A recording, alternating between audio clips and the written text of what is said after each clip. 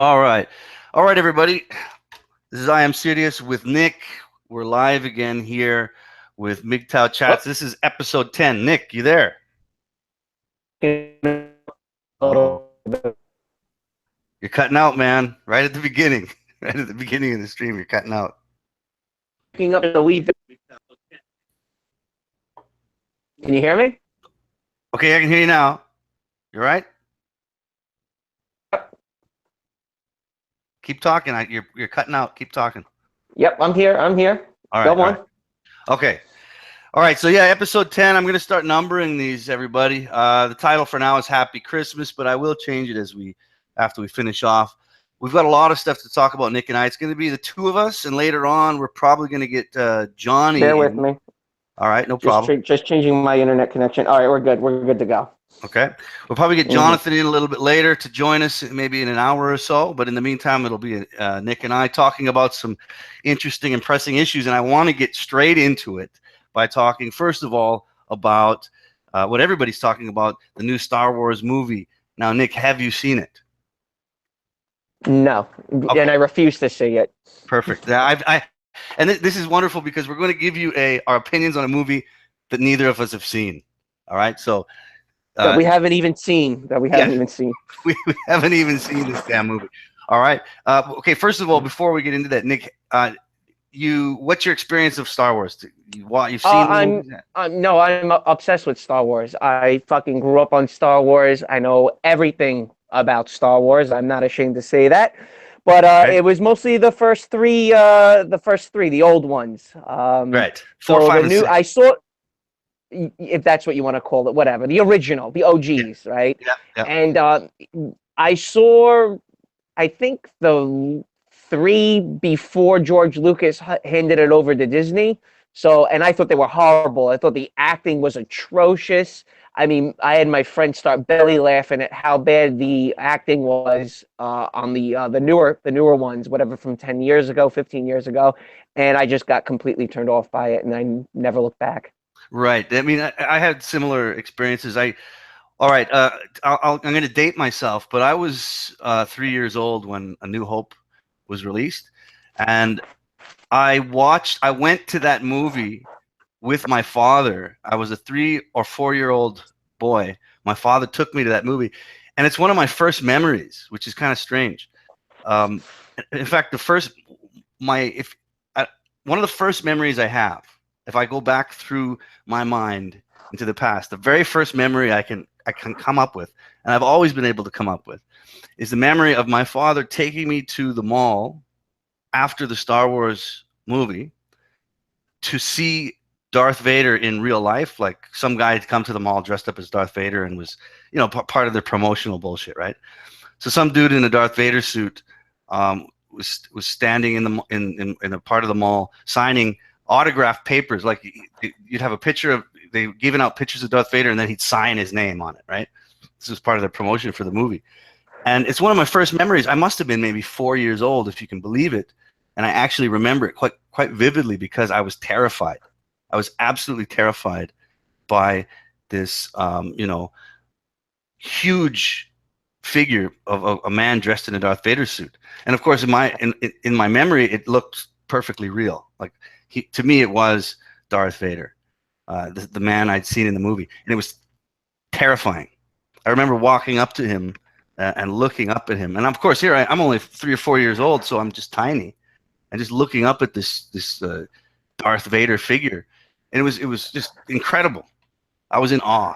I was like speechless as a child. I remember handing him this picture and for him to sign, and him signing it, and then me taking it back, and just I was in awe. I was in absolute awe.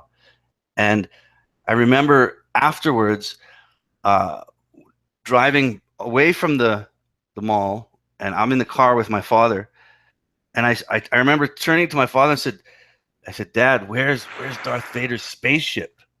Where's his spaceship? And my dad said, "Oh, my dad trying to kind of keep my imagination alive goes, oh, it's on the other side of the mall. You can't see it, right? He's trying to bullshit." But I remember that, man. I mean, that's how much Star Wars was an influence on me, right? Um, I don't know about people Mhm. today that watch those movies, or the younger generations that watch these movies. I don't know what it means to them, and I don't know how much it's a part of sort of their pop culture. But that's what it was to me. All right. So when Disney said we're going to start rolling out these new Star Wars, I was immediately skeptical. And I don't have good things to say about the last ones. What was it, The Force Awakens or Rogue One? I don't have good things, even though I've seen both of those movies. I didn't enjoy them.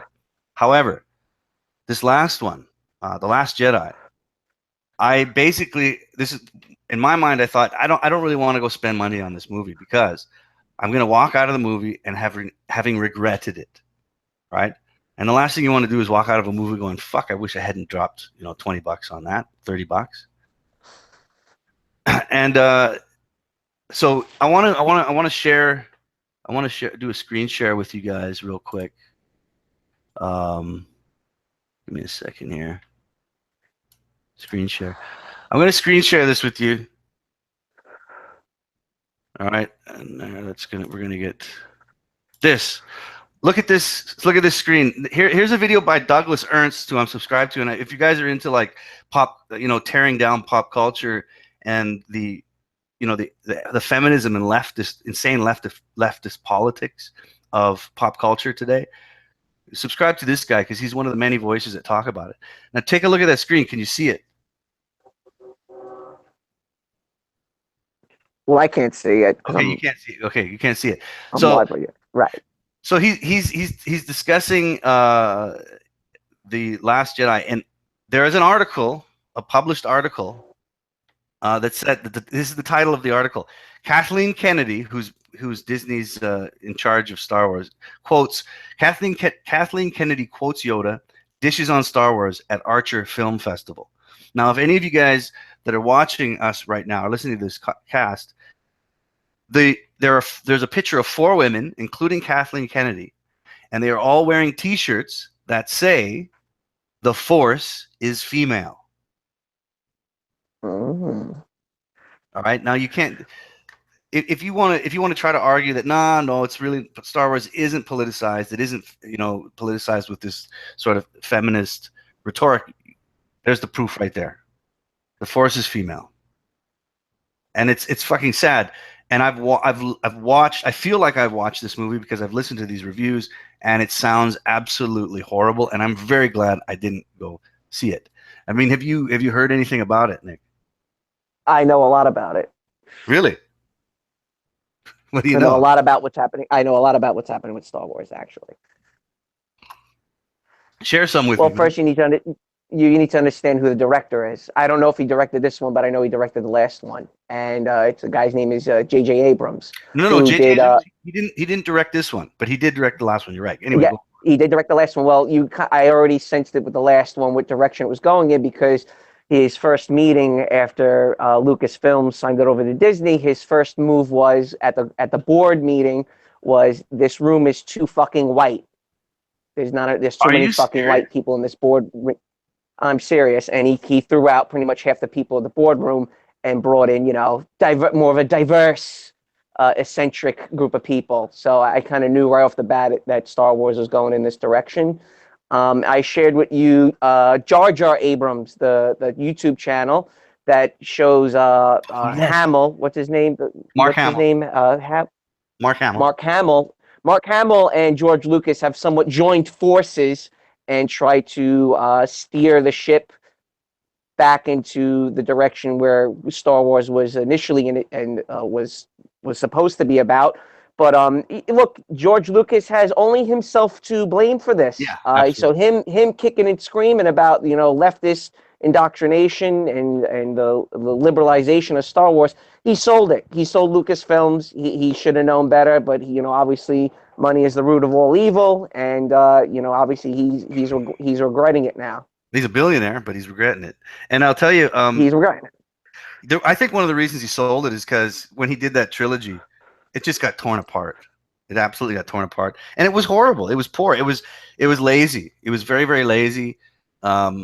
He probably what he should have done with the original trilogy is instead of trying to fucking write and direct everything himself, he should have brought on some like intelligent people to help him, but he didn't, and he fucked up. Well, you got to understand that he never anticipated Star Wars to be what it is. You know, it was just that was him and Steven Spielberg, I guess, were just jerking around and having fun, and you know the initial cast were a bunch of really no names. The only real actor in the original Star Wars was in fact Harrison Ford. I mean, what has Mark Yes. Hamill done after Star Wars, or what's her face that died, Carrie Fisher? Yeah. You know, they didn't really have much of a career after that. Carrie Fisher a little bit more, but Mark Hamill certainly not, and a lot of the other people you would never even, if they were walking down the street, you would never even recognize them. You know? Yeah, absolutely.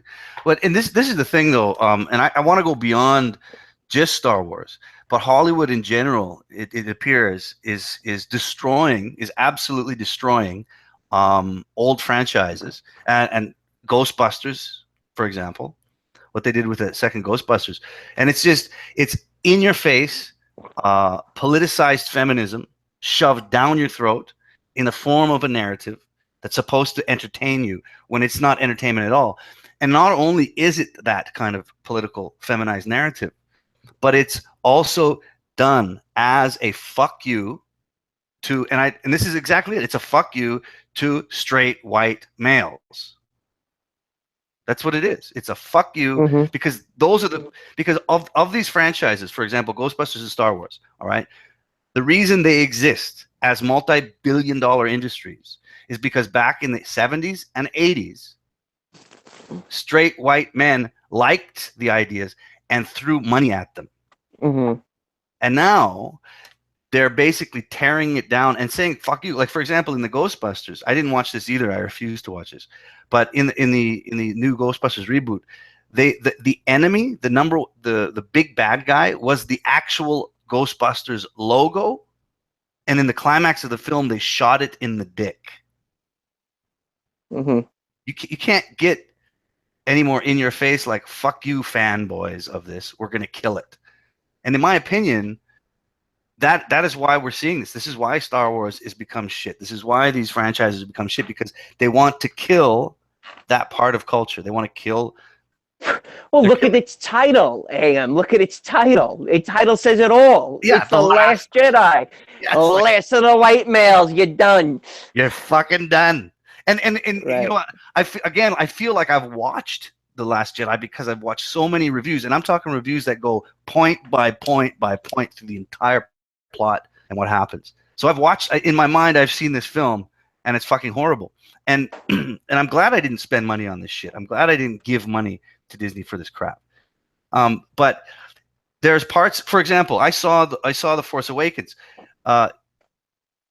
So Han Solo, the most endearing character of the entire series, they turn into a deadbeat dad whose son stabs him through the stomach and he just dies unceremoniously. Just fucking fuck that character.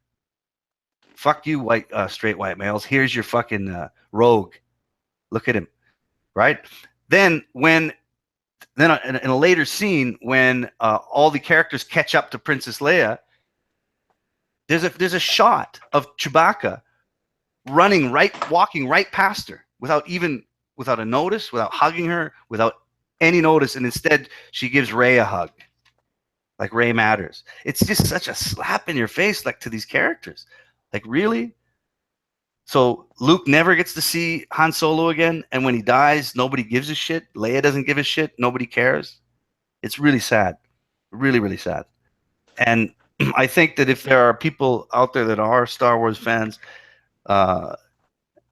listening to this, MGTOW, man, you need to stop giving your money to that bullshit and to that franchise. Because they're basically punching you in the ball. They're kicking you in the nuts and telling you to like it. Well, is it still? Well, you have to understand also, is there anything else in the movies worth seeing? So as of right now, with Star Wars being so heavily marketed, that seems to be the only movie, the go-to movie for people to go and see. Yeah. Well, and again, if we're going to talk about that, people seeing this movie, it's gotten like a 55% by the fans in Rotten Tomatoes. Nobody likes it. The critics gave it like 92%. The critics. because Disney owns fucking Rotten Tomatoes, probably. But the fans are just like, no, this movie's shit. 55%. And its numbers, I think it's so far it's made 400 million and it cost that much to make. Like, it's not turning a profit. It's done horribly for a Star Wars franchise. So one way or the other, people they're turning money out of shit. People aren't gonna go and fucking see it. Yeah, and people are giving it bad reviews. Like, people don't like it. They're saying it's shit. So I'd like to see this kind of politicization of our, the pop culture that we shaped, that my generation fucking shaped with our money. I want to see it die now. I want them to die by not. Nobody go see this fucking movie. Just don't. Well, you're just even with Star Wars, it doesn't have to be Star Wars. They're talking about redoing Big Trouble in Little China, and Kurt Russell is completely against the idea. Again, you're trying to capture lightning in a bottle and trying to rehash it again. Well, again, it doesn't work. But this is the thing. I don't want people to think that they're just trying to recapture lightning in a bottle and make money. That's not what they're doing. There is a political agenda. They're trying to demasculize and completely destroy that part of culture, that, like what they did with Han Solo. Look, if you consider Kurt Russell's character in Big Trouble in Little China, what's his name? Burt Jackson? Jack Burton. Jack Burton. He's the most masculine male of almost any lead male character. Okay, at the end of that movie, when what's her name? Who is the Kim Cattrall? I just say it's Kim Cattrall. Yeah, Kim Cattrall was the actor, right? I mean, I had a hard on for her when I was a little kid watching that movie. Yeah, she's hot. Yeah, she still is hot. Yeah. So basically, he's like this huge masculine character. At the end of that movie, she goes, Jack Burton's ready to leave town, and then he's about to leave, and then Kim Cattrall, whatever her character's name is, kind of she's just begging him to come to her. And Kim Cattrall's friend goes, God, Jack, aren't you even going to kiss her? And he looks at her and he goes, Nope. No. And walks away. It's fucking, it's and walks away. It's badass. It's complete. Do you think they want to keep those characteristics alive in those characters? No, they're going to kill them. It's like they did with Han Solo. They turned Luke into an old, grumpy man who. MGTOW. Yeah, absolutely, man. They want to kill those characters. The fans that built these enterprises of through these characters and these moguls of pop culture over the past 30, 40, 50 years, they want to shit on you. They want you to open up your mouth, and they're going to shit down your throat. It's not that they want to, they are. They are. They're doing it. They're doing it. And they're going to keep doing it. They're going to keep doing it as long as you keep going to see their goddamn movies. So honestly, I really do stress, if you are a man going your own way, or just even concerned about what's happening in the world today, don't give any money to Hollywood, man. Do what I do. I watch the reviews, and then when somebody pirates a DVD release copy, I download it for free, and I watch it. And it's like a fuck you to Hollywood. No money. I don't give them nothing. Credence to it. I wouldn't even bother watching it. You can spend your time watching it yourself. So just turn it off. Yeah. Turn the TV off and walk away. Yeah, you got to turn off the TV and you got to turn off Hollywood and walk away. I'm not saying you can't enjoy good movies. Go find good ones. Go find good ones that aren't trying to shit down your throat with their political agenda. Because there's lots of them out there. You just got to look for them. So anyway, that's kind of the rant I wanted to get out of my mind with the Star Wars. But we're gonna move on. I didn't want to dwell too much on Star Wars. There's lots of good videos out there. Maybe what I'll do is, any of you guys interested in seeing some of these reviews, I'll post some links in the show notes later after this, so you can go down and look at some of these reviews I've seen. They're fantastic. They're really good. Anyway, Nick, I'm going to throw it over to you now. What did you have that you wanted to bring up? Well, we can keep on this topic, and the question is art, I guess, is the big word. I got into an argument with MGTOW expat. The last conversation I had with him is that he hates the band U2, And I understand Bono is a social justice warrior now. I don't think he was in the past. He kind of at a time stood for what was right and what's wrong. He's contradicted himself on capitalism versus socialism many times. Mhm. He loves America. I mean, dude, he's fucking fanatical about the United States. But you know, if it's good, people are going to want to listen to it. They're going to want to watch a movie. So my Yeah, argument toward MGTOW expat was, look, you know, winning a Grammy is still pretty sacred. I mean, they don't really just dish it out. It really hasn't gone too far down the social justice rabbit hole too much as most people perceive, because the people that fill out the votes are regular people. They're people that own small production companies. They're a lot of indie artists. I have the right to vote on what's a good song and what is a bad song. So, like, you know, mhm. for example, like Alicia Keys, I actually find Alicia Keys to be fantastic, regardless of whatever political affiliation is. And a lot of all the musicians have to go to the left in order to get their contracts. Yeah, So the question is it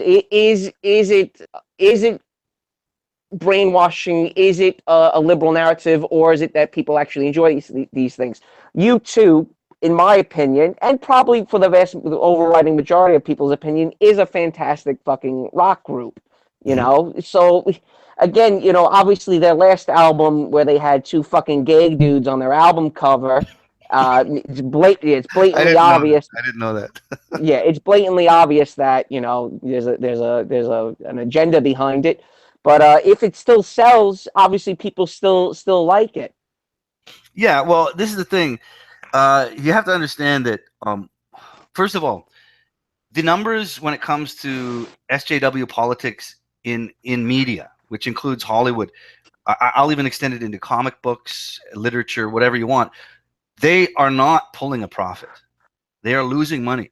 SJW politics as a theme in popular media is not. He's losing money. It's losing money, and I'm wondering, like, and they're investing a lot of money to push this ideal, and it's losing money, and I'm wondering where's the money. What? How much money are they going to lose before they just give it up? I don't know if they Well, will me give it me up. and you had this conversation that it's an infinite pool. You know, Yeah. the money, because of the printing of so much money and how much money these institutions have, is that they can. It's now power. It's Yes. about power now. It's not about making a profit. They have the Yes. profit already. Now they're using the profit to culturally brainwash you and destroy your culture and your society. Well, again, another example, again on the same lines, Marvel Comics. I've been keeping my finger on the pulse of Marvel Comics. I used to collect as a kid. I was a big fan. You know, I could tell you a number of stories similar to my Star Wars story as a kid of how I'm attached to that part of pop culture. But I don't collect anymore, and I don't. I'm not really. I'm not happy with what they're doing with it because, again, they're pushing this political ideology. Now, Marvel just had a purge. They changed the guy that's in charge, the head editor of Marvel. They fired the old guy, put in a new guy, and why? Because all their titles were losing money, huge money. Mm-hmm. And the titles like America, whose main character was a lesbian Latino woman, and guess who they hired to write this Latino lesbian woman? A Latino lesbian woman who doesn't like comic Mm-hmm. books, but it's this part of this political agenda. And that's just one issue. Iceman became gay. He became gay, and all their stories were about this angry gay guy that fought with his lover, and people didn't want to. Wonderful. Yeah, and nobody wanted to read this It's not shit. reality. It's not based in reality. No, it's pushing a political agenda. So Marvel has now lost. They've canceled 5 of their SJW titles. Just recently, they had to cancel them because they were selling literally 8,000 issues a month. And when I say selling, and again, this you have to understand the numbers when it comes to these kind of things. They were distributing 8,000 copies a month, which means comic books retailers were purchasing no more than 8 to 9,000 issues. And more than likely, those issues sat on the shelf and not a single person bought them because Marvel profits from the private retailers, right? And it's Mm-hmm. the same with movies and music. Once the product has been done, the item is sold to the retailers, the private retailers, the the people that are showing the movies, the people that are selling the titles or selling the music. So when you hear about for example, in music, when you hear about an album, they went platinum. What is platinum? Like 100,000 albums, I think, in the music industry. If I'm wrong, somebody say it. But okay, Who is let's say this? music industry. If you sell 100,000 albums, it's called platinum, I believe. Yes. Okay, so There's platinum, there's gold. Yeah, platinum, yeah. gold, right? So platinum is 100,000, if I'm not mistaken, or maybe it's more. But anyway, you get the picture. The point is if you sell 100,000 albums as a band, and they advertise your album as platinum, that just means that retailers bought 100,000 albums to sell. That doesn't mean individual people bought 100,000 albums. Right.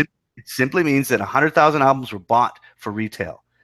Those 100,000 albums could sit on the shelf for months and maybe only sell Well, 5%, but it's still you considered you platinum. you talk about that where they're selling records. Musicians don't make their money on selling No, records. they don't. Of course they That's a don't. fact. They make money on touring. Why do you think most rap artists wind up being broke? Because you can't really go on tour being a rap artist, Hmm. right? You go on tour as a rock star or a pop singer. So if people aren't going to see their live shows, that's how you know that they're pretty much done for. Absolutely. I know that. I mean, but still, the starving poor rap artist could still make a platinum album if retailers think he'll sell enough albums to buy 100,000 of them to Right. put on shelves. Even if those 100,000 albums sit on the shelf and do not sell. Because the profits from album sales, and nowadays they don't sell albums anymore. It's all fucking online. I mean, it's like song by song by song. People don't buy albums, they buy a song. And I think, Yeah, that's a bit strange how that's veered into that. You know, I started listening to this one group called Panama, like just like the country, and I'm like, wow, these guys got some really good songs. You know, it's fairly modern sounding, and you know, I wanted to buy their album, so I went onto Amazon to buy the actual CD. I still use CDs. I don't use MP3s or stream music. And then I realized that I'm like, wait a second, they don't have an actual album. It's only like 4 or 5 songs they have. So yes, we're veering into this new modern age where a lot of musicians, I'm going to use air quotes, musicians, you having just one song and one hit, and you have nothing else as far as yeah, your archive of work. You're not a musician. You're you're not, not a because I band. can sit here. You're not a You're not a band because I can sit here with a guitar and tinker away for a few hours and figure out how to compose a song. Can I compose 10 or 15 or 20 songs? band. Probably not because it's not my job. You know, it's I don't And take it and if you do compose 10 or 12 or 15 right. songs, are any of them good enough to sell an entire album? Exactly. You know? So Exactly. I'll tell you another a story.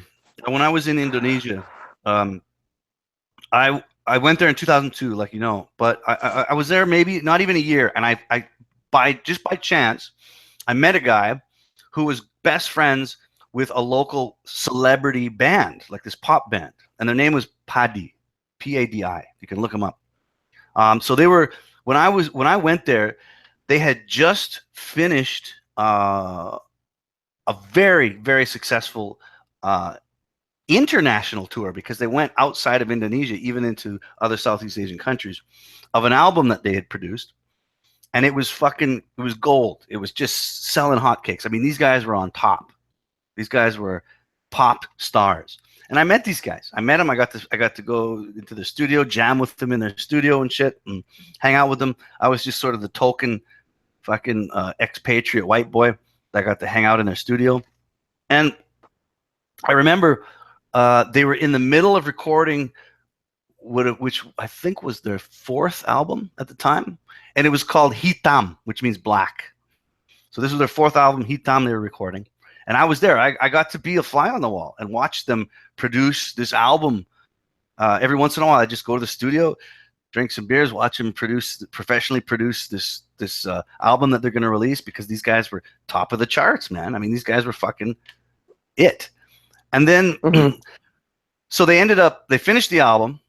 Okay, they finished it. I was here during the whole process of them recording it and then finally finishing it and it getting produced and then being put for retail. They finished the album. It was called Hitam, and I remember talking to the the main guy of the band, the guitar player.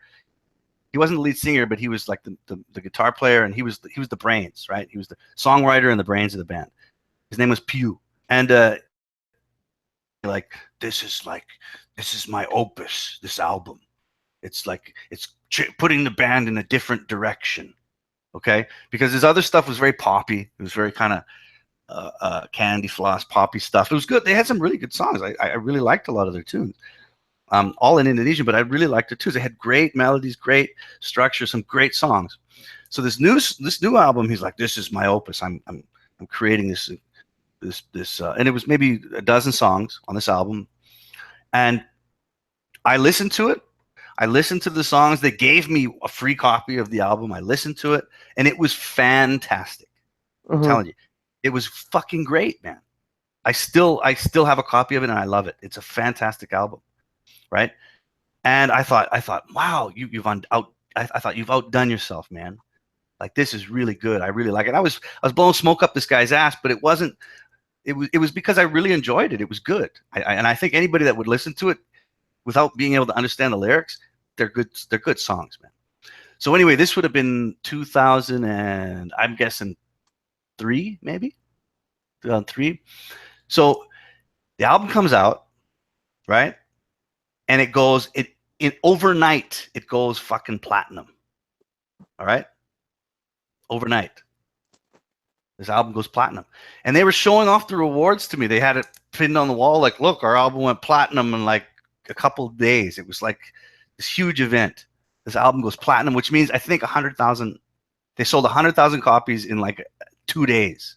Okay, so it's this big thing, and they're on these award shows and everything, and I got some stories about watching them play live, but that's for another time. But anyway, the point is, they're all proud of this album, and I thought it was a great album. Goes platinum in 2 days, and then the next thing you know, it doesn't sell. It's not flying off the shelf. Nobody's buying it. The retailers bought. I think it wasn't even 100. I think it was like 500,000 copies, because we're talking about a country with the population of America, like 380 million people. So we're distributors, private retail distributors in the country bought like 500,000 copies, boom, in one night, because they knew that they're hot. This is a hot band, and it's going to sell. And it didn't sell. Nobody bought the fucking album, man. So you have a platinum album sitting on the shelves that nobody wants to buy. Why? Because this was his opus. It was different. He was going in a different direction. It killed the band. It fucking killed the whole band. Like their career just took a nosedive after that. You're talking about this. My favorite band, and still, I haven't really listened to them quite often as I did when I was younger. My favorite band happened to be The Clash. Do you know who The Clash is? Oh yeah, Clash, yeah. All right. So the thing is, Joe Strummer, the lead singer, died. Actually, what's today, the 23rd. He died yesterday, 12 years ago. He died at the age of 50.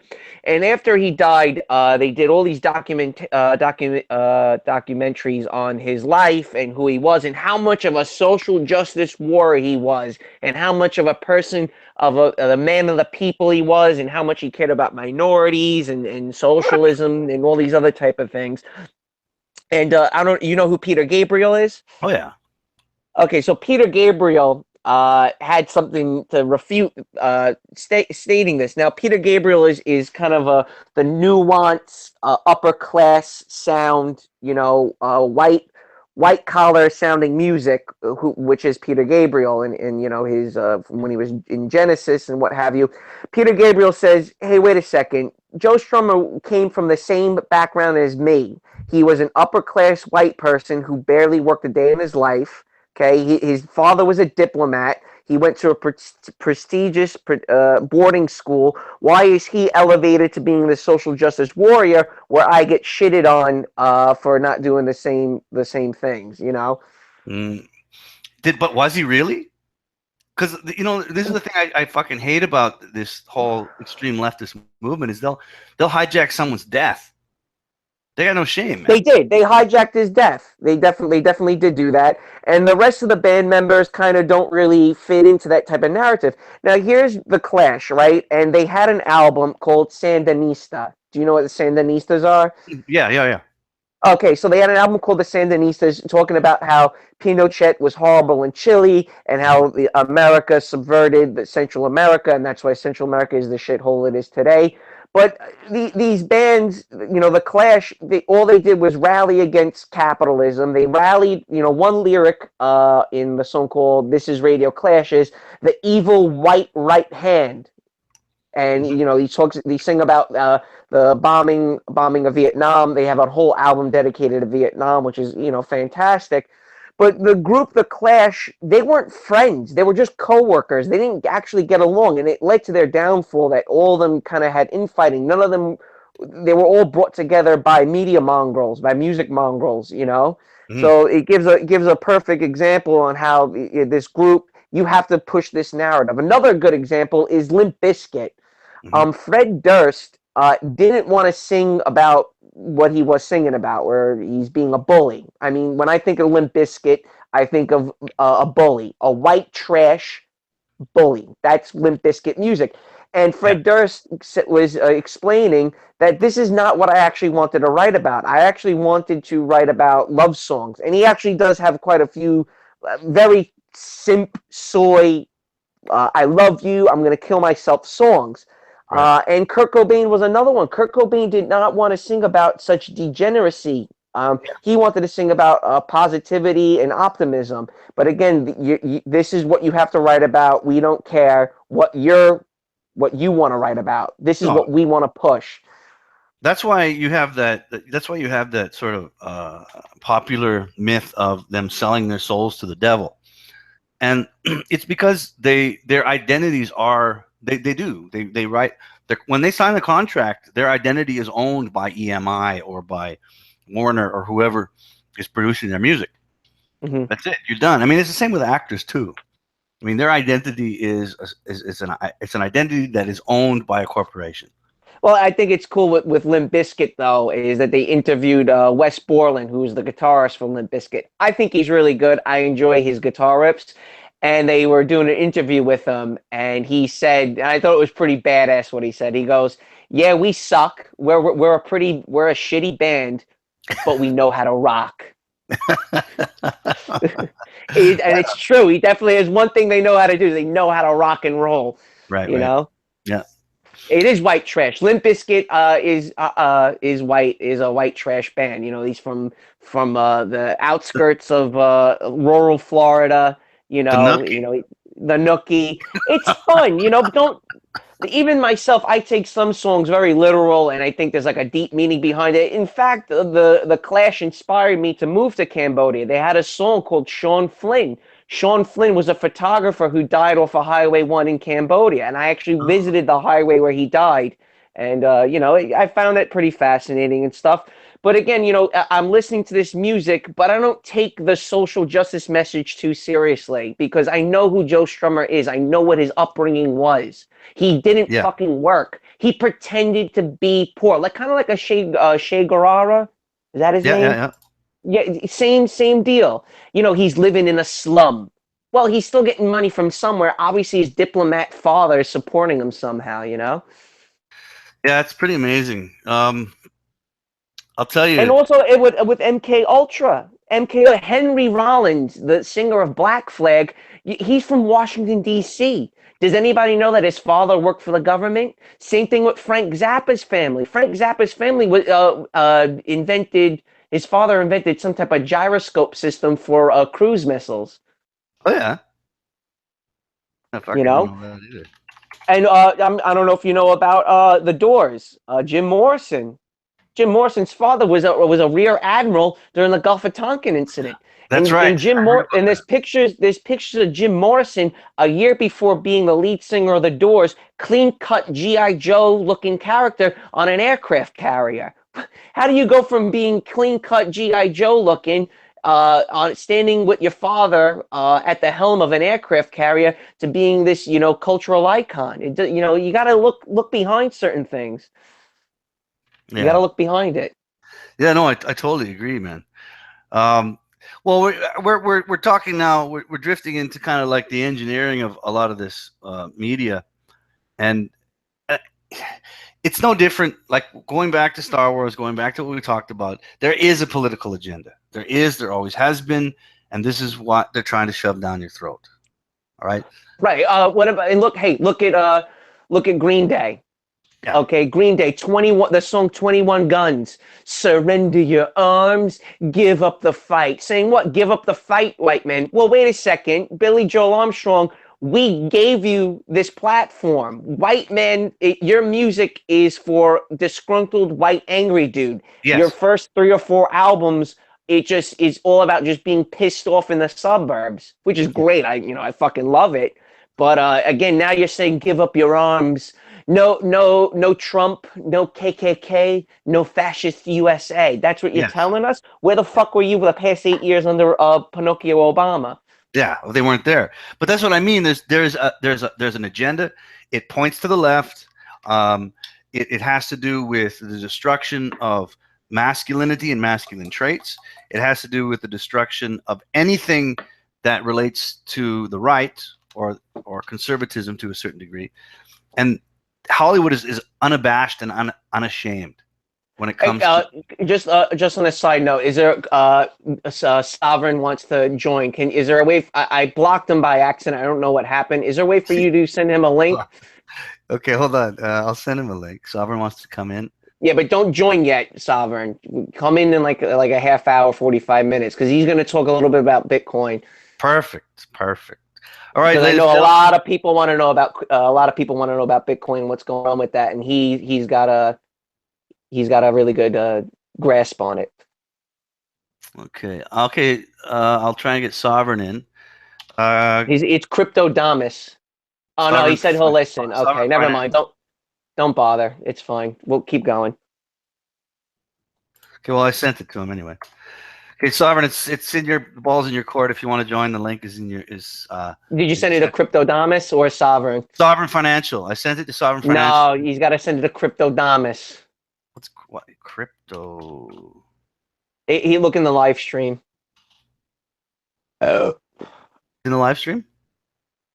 he's in the live chat. Sorry. Okay, where are you? Just Crypto. send it to him. Maybe he'll join. Who knows? But now that he has your contact, he can join in.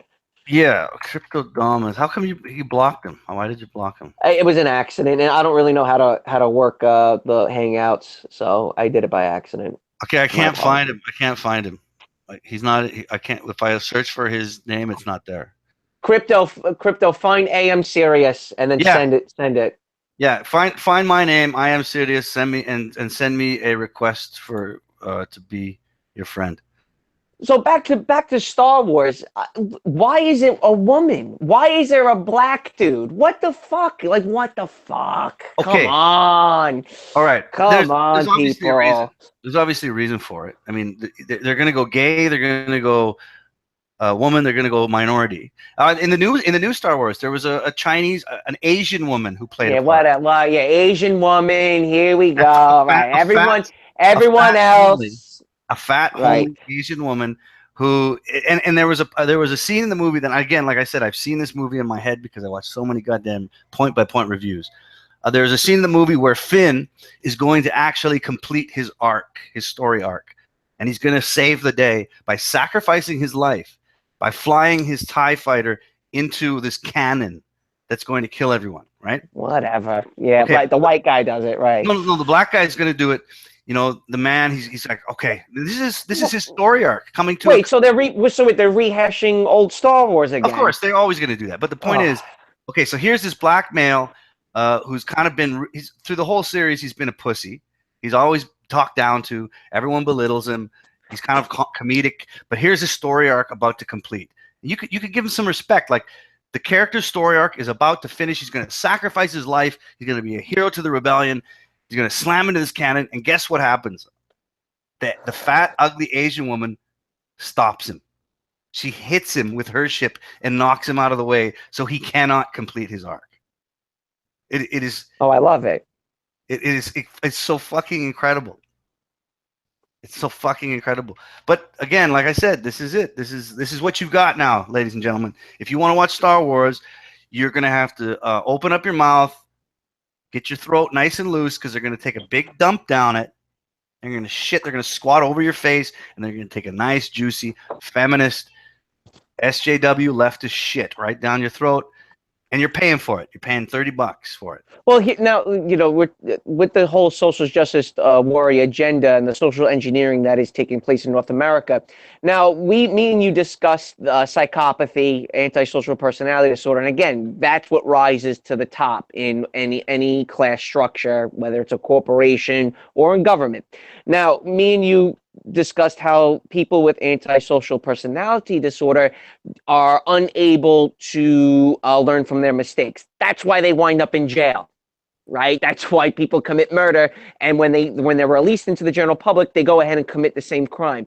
What I find most amusing is that they don't seem to realize that when you keep pushing a certain narrative, it backfires on you because the local population is going to reject it. For example, when Nazi Germany during the Battle of Britain was bombing London, bombing England over and over, repetitive bombing over and over, the idea was that we'll beat them and they'll lose their will to fight. That was the idea behind the Battle of Britain, when in fact the British population even more to reject and go and fight even harder against you. Mm-hmm. So, are you saying that it has the same kind of motives? Not the same kind of motives, but I'm saying that the general population is going to reject this. The more you keep pushing people into a corner, into something that you don't want to do, they're just going to get angrier and more pissed off. So right. This whole Star Wars thing is just going to fall flat on its face, and you can see it with the NFL. NFL ratings are down 15% the past 2 years. Why? Because you put politics into fucking football. Yes. No one wants politics in football. The reason why people watch football is to get away from the fucking insanity. Exactly. This is entertainment that's infused with leftist politics, and it is failing financially. But again, is that enough? Like, I believe this is the objective. They don't give a shit if they lose money, because their long-term game, this is their long-term game.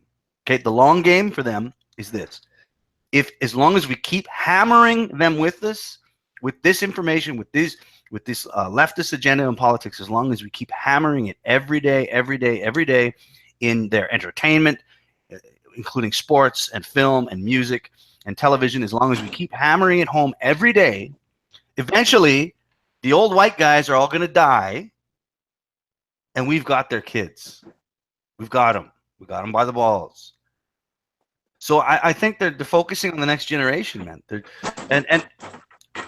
I think this could be a part of their downfall, is that the generation they're programming to accept their bullshit, they're not paying money to watch those movies. Mm-hmm. They're not paying money to watch movies. There's no fucking Latino lesbian SJWs that are buying comic books to read your stories. They're not buying them. That's not what they don't give a shit about comics. That's not what they do. That's not what they do. That's not what they do. Maybe they're just trying to destroy that industry altogether.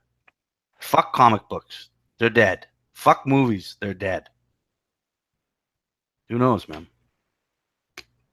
Entertain now. Jonathan's in the chat. A little bit. Okay. So, anyway, what I want to get into also, guys, everybody listening, is I wanted to talk about this last week, but things came up and we couldn't do a show. I saw stuff in my daily perusings of YouTube that kind of just, it's an itch in the back of my head. I need to scratch it. Is I constantly see sort of this false narrative of the history of feminism that is sold, especially within the circles of anti-feminism and MRA circles. What they'll do is they'll go, feminism today is so shitty. This third wave, they call it by waves, this third wave and this fourth wave, or however many fucking waves they want to call it, of feminism, it's just turned to shit. But in the beginning, it was good. In the beginning, feminism was altruistic. and it meant something. Okay, I think many of you that are listening may have heard that before, and you might even believe that. But I'm here to tell you it's absolute bullshit. Feminism, Hmm. from its very get-go, from its very inception, was about fascism disguised in a. That's all it was, and it hasn't changed. All right. So I would like to get into that now, Nick. What do you know about the history of feminism? Um, I don't know. I go from the '60s forward, and anything prior to the '60s, I know very little about. I kind of just Okay. know women's suffrage. I know about them getting the right to vote, and I know about the history of alimony. So my scope on feminism, my bird's eye view, is pretty much for the past 50 or 60 years. Okay, and that's pretty normal. Most people, that's how it seems, especially people that kind of have their finger on the pulse of what's happening today and in current events and current affairs. They intelligent people understand. Okay, feminism has gone off the fucking rails, but it still has a voice, a very loud voice, but it's gone off the fucking rails. Most people would say that, but at the same time, there's also this fantasy that at some point in the past, in our recorded history of North America and the Western world, that there was this Cinderella-like feminism that kind of rose from the ashes of uh, female oppression, and brought new awareness to equality between men and women. And I'm here to tell you that that is an absolute bullshit narrative. It never happened. It's a Hmm. goddamn lie. Now, most people think when they think feminism, they often I've heard people actually try to say, "Oh, fourth wave." Anybody that starts putting feminism into waves, those people are either completely stupid or they have an agenda. So they often talk about in the last 10 years is the third wave feminism, and there's people that are talking about it going into a fourth wave. But the second wave is often considered to be the '60s. Gloria Steinem, you know Gloria Steinem? Of course, Right. yes. She was the editor of Miss Magazine. Um, Huge. I mean, just a giant hairy bush, and She you worked for know, the CIA. yeah, absolutely. Worked for the Not many CIA. people know that. Not many Not people no, are a aware of that. lot of people don't are not aware of that. And we can get She into that. admitted to it. She Yeah, fucking admitted to it. yeah, You know, right off the bat, there's no credibility whatsoever to what she has to say if she worked for the CIA. Come on. yeah. There's a number there's a number of really horrible people um, in the feminist movement from the '60s that people will probably be aware of, and they'll call it the the second wave of feminism. Gloria Steinem was one, editor of Miss Magazine. Um, Now, God, what's some names of some other ones I here? have names. Hold on, bear with All me. right. Oh yeah, you've got names. That's right. You made the list. I've made names because we talk about this quite often about where the social engineering is coming from. And I've stated many times on the live stream that this doesn't come out of a vacuum. Yeah, People. This doesn't come out of a vacuum. It has names. There are there are people. people Okay. involved. It's not a collective. It's not something that you can grab it. Yes, It's tangible. you can Okay. punch it in the cunt. You can punch You it in can the punch cunt. into the cunt. So here we go. Let me give you some names that I've come up with here. Give me a second. Hold on. This was okay, here we go. Wait. Let me go to here. I gotta find it here. Um Okay, go ahead. Ellen Willis. Ellen Willis, founding member of New York Radical Women, far left political activist, writer for Village Voice and Rolling Stone.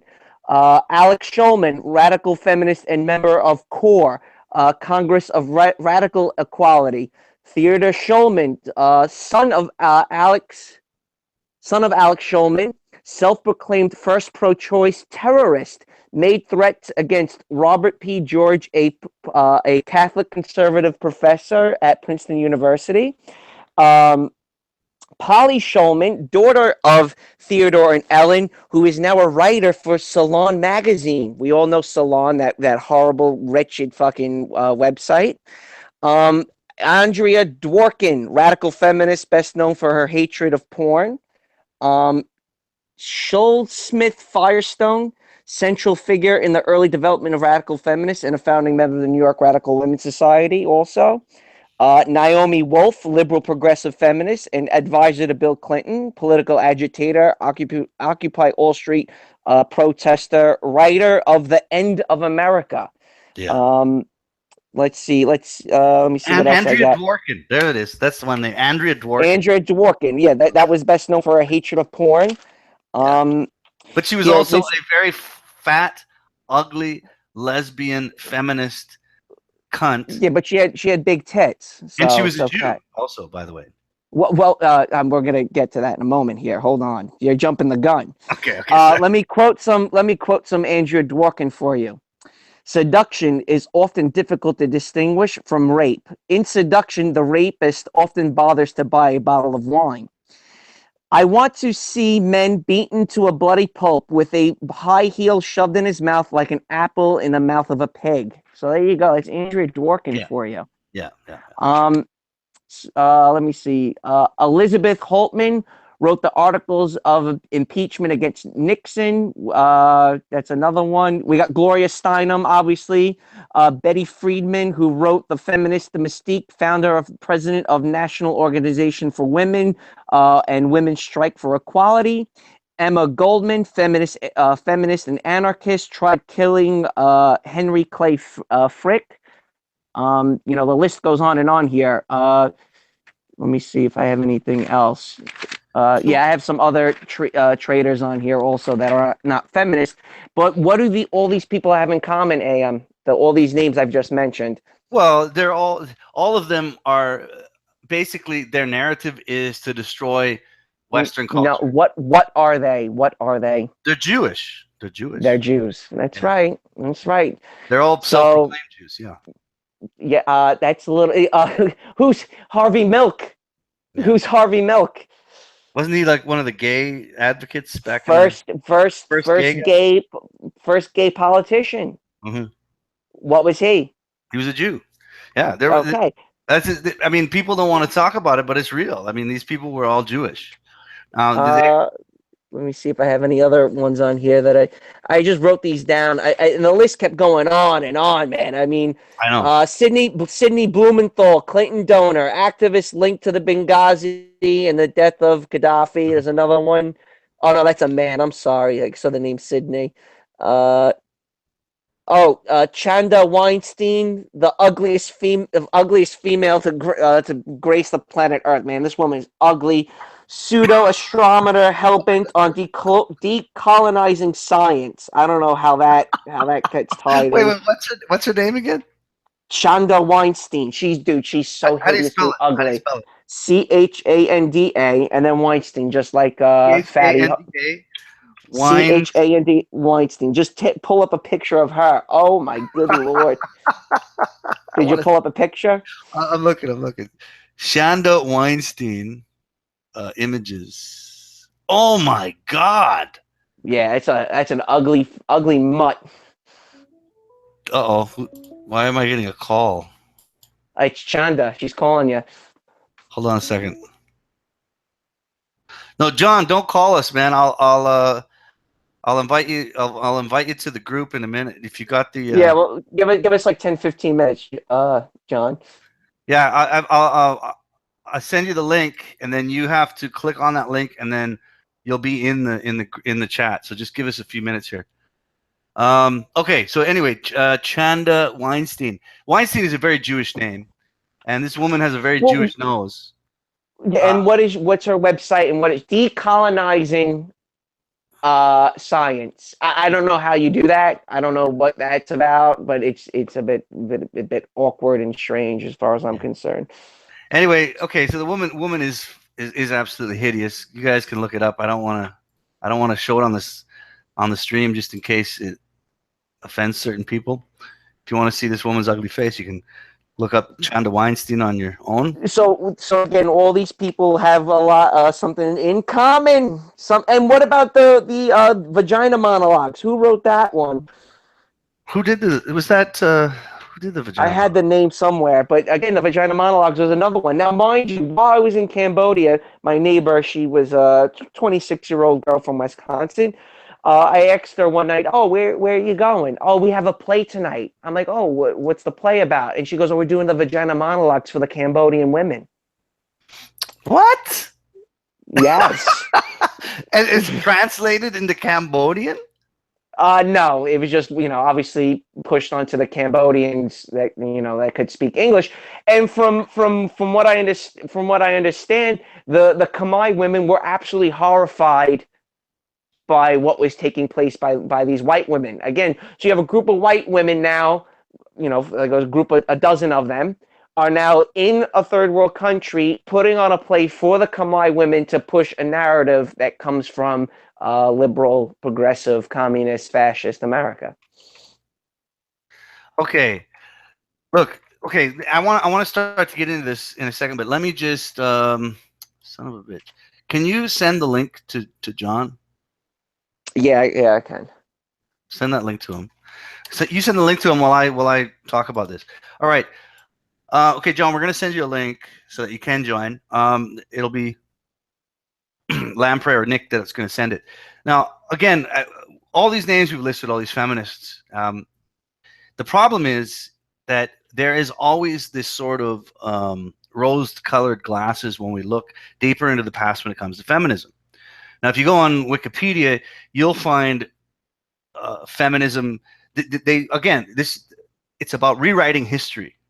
So you're going to find feminism in the 16th century, in the 17th century, in the 18th century, and beyond. I mean, if they could, they'd write a list of fucking Neanderthal feminists. All right, and they'd put it up. You still there, Nick? Did I lose you? Yeah, I'm here. Okay, sorry. Anyway, if they could, they'd go back as far as Neanderthal days, and they would say, look at this Neanderthal feminist back in the golden age of feminism, and what she was doing for women's rights, when all that was happening was women were getting clubbed over the head by men and dragged into caves and raped. All Yeah, right. yeah. Okay, sorry. Anyway, if you went if Someone's you got the video on. back Mute as the far video. as Neanderthal, I think John. say, look, I think. look at this Neanderthal I think feminist John. back in Hey, the John, gold, John, you got to mute your That's not video. me. what she was doing for women's rights, when John, all John, this happened John, mute your video. over the head by men. Okay, let me. And rape. I muted John until he mutes his video, so we don't. Okay. Now, feminists. Look, feminists in the strict and proper sense can be defined as women who envies a male role. That's what it is. Yeah. She's mad that she can't fit in a man's role, Into a and man's vice versa for gay. And look, and you can say the same thing about gay men. They're envious of women in a women's role, like a Yes. transgender. Yeah. Well, and the other thing is too is okay, the difference between a woman being jealous of a man's role and feminism is that feminism is basically giving women the go ahead to do that. Yes, you go ahead and be jealous and let it infect your personality. No problem. Hold on. Look, John, being born a female is merely a natural fact. There's no intrinsic moral significance, but the hold feeling on. of social what? Sorry. Hold on, Nick. Hold on.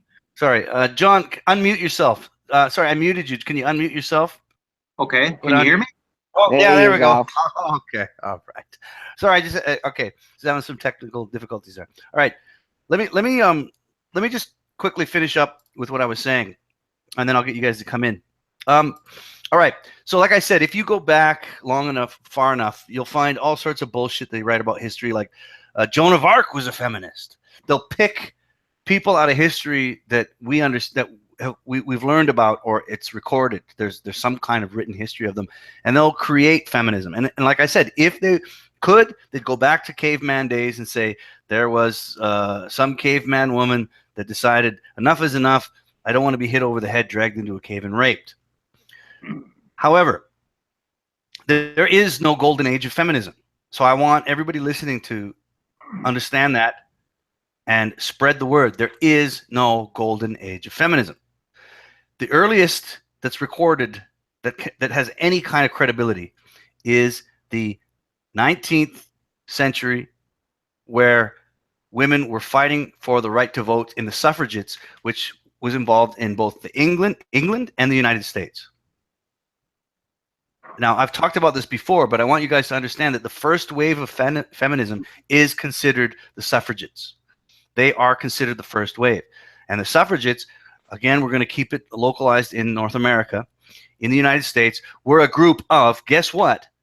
Very wealthy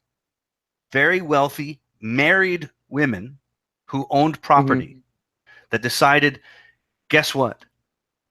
I want to be a part of this, of the lords of America, the male lords of America who have the right to vote in their presidents. I want a piece of that pie. Okay, there were a lot of women during that period that did not agree with this narrative. They didn't want to be a part of the voting population, and the reason why is because during that time in the late 1800s, the only reason that a certain male population could vote was if they owned land, if they were landowners. If you owned a piece of property, I mean, that's understandable if there are landowners, because having a piece of land, you know, obviously there's equity in that land, exactly. and they're gonna want to try protecting it. I get that. That's understandable. Yes, it makes perfect sense. But this is Yes. where but again, this is where this they have this golden age of feminism of like females fighting for the right to vote. It's bullshit. Okay. Well, but you got to understand that, you know, like feminists and people that vote left, the problem is it's a passive mindset. Is that it involves an abdication of personal responsibility, and that Yes. women that it has to feel good, right? And there's no they don't want to devolve and critically think furthermore, and you know, they don't want to get to the nitty gritty of what the problems with feminists really are. Absolutely. And again, put yourself in a position. Try to pretend you're back in 1885, 1890. And you are the wife of a lord, a landowner. Now, regardless of what influenced you, what happened is the men that owned property, which makes sense because they are invested in the country they're living in, and obviously have a right in the say of how it's governed. If you were a non-land-owning male, you didn't vote. The idea, there's this idea that now, do you agree with that? Because I'm actually kind of split on that concept. Well, I'm split on the concept in the modern age. Absolutely. If we put that into the modern age today, if you don't own a piece of land, but I mean, you couldn't translate that into the modern age, because who actually does own land outside of the government in the modern age? Really? I mean, you're paying land taxes. Do you really own the property you bought? But the point I'm making is, because if you stop paying the taxes, they take your fucking land away. So there really is no landowners anymore. So we can't really translate what happened 150 years ago. Good point. That was a good point. Okay, but back then they did. They owned the land. It was theirs. It was their property. They had a right. Now, the thing is, there also came a price with the ability to vote back then. Is that you were able to be conscripted. So as a male who owned land, you were also under law. You had to be conscripted. That means, okay, you own land. You get to vote in who governs you because you are invested in this land, in this country of the United States of America. But you have to put your life on the line if we ever have to protect this land. And it makes perfect sense back then at that time. Okay. I want to detract just a little bit on what you just said, and I wanted to share this story, and it's a great MGTOW story. Okay. I was in Trat, Thailand. I wanted to visit this exotic island during my holiday break. So I don't know if and it's probably the same in Indonesia. We board this boat full of tourists to get to this island, and it's about a 60, 70-foot vessel for scuba diving, snorkeling, and you get to go on this boat, and it takes you around to all these different exotic little islands. The boat's jam-packed full of white women, some Russian, Germans, what have you. And there was a group of, like, I don't know, they were like 24, 26-ish. They were from Germany.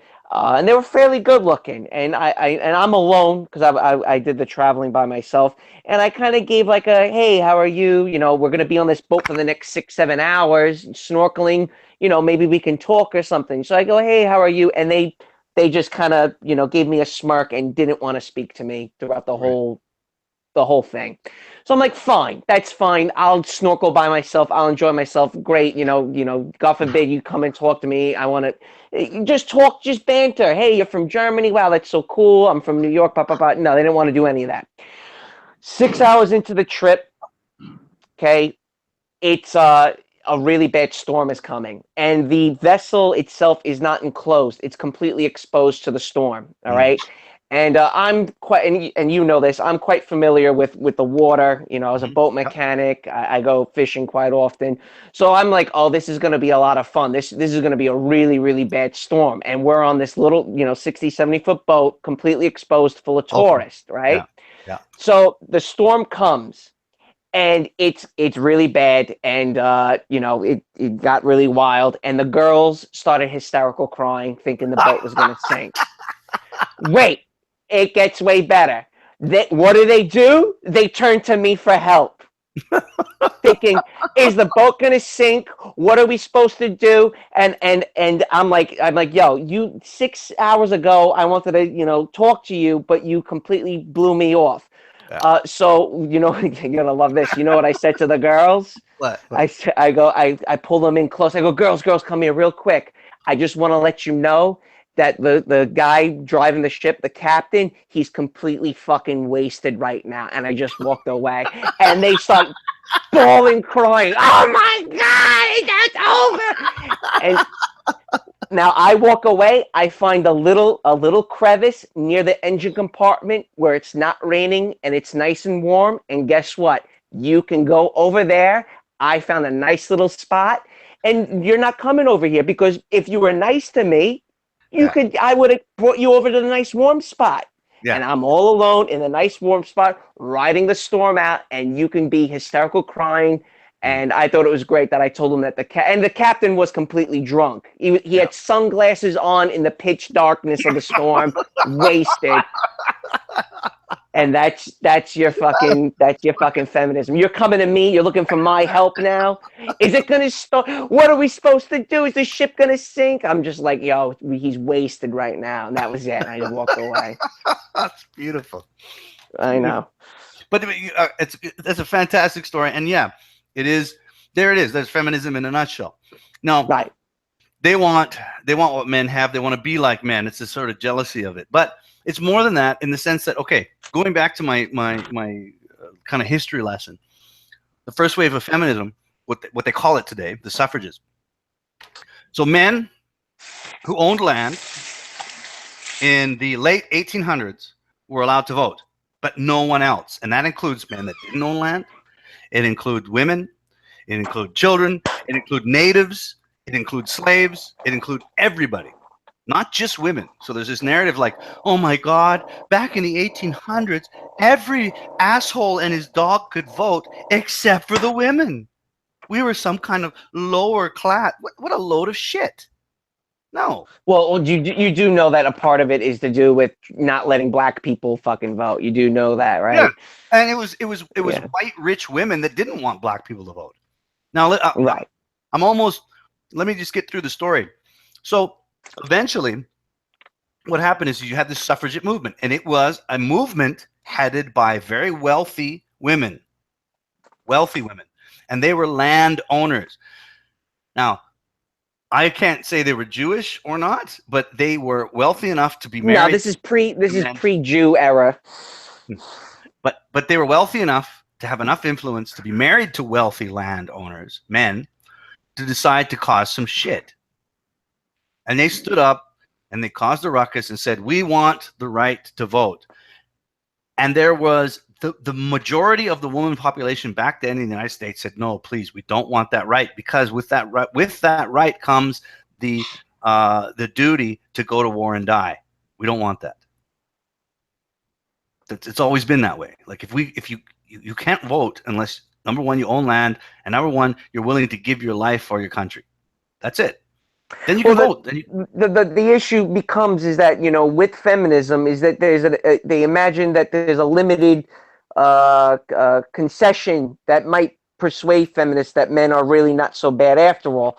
So what men are trying to do, in a sense, is that they're trying to persuade women that, oh, we're really not that bad. When in fact, what the feminist narrative is, no, we're out for blood. There's no negotiation, right? So you're Well, trying to negotiate with terrorists right now, and it's okay. not going to work. You're trying to persuade them that guys aren't really. Oh, not all guys are that bad.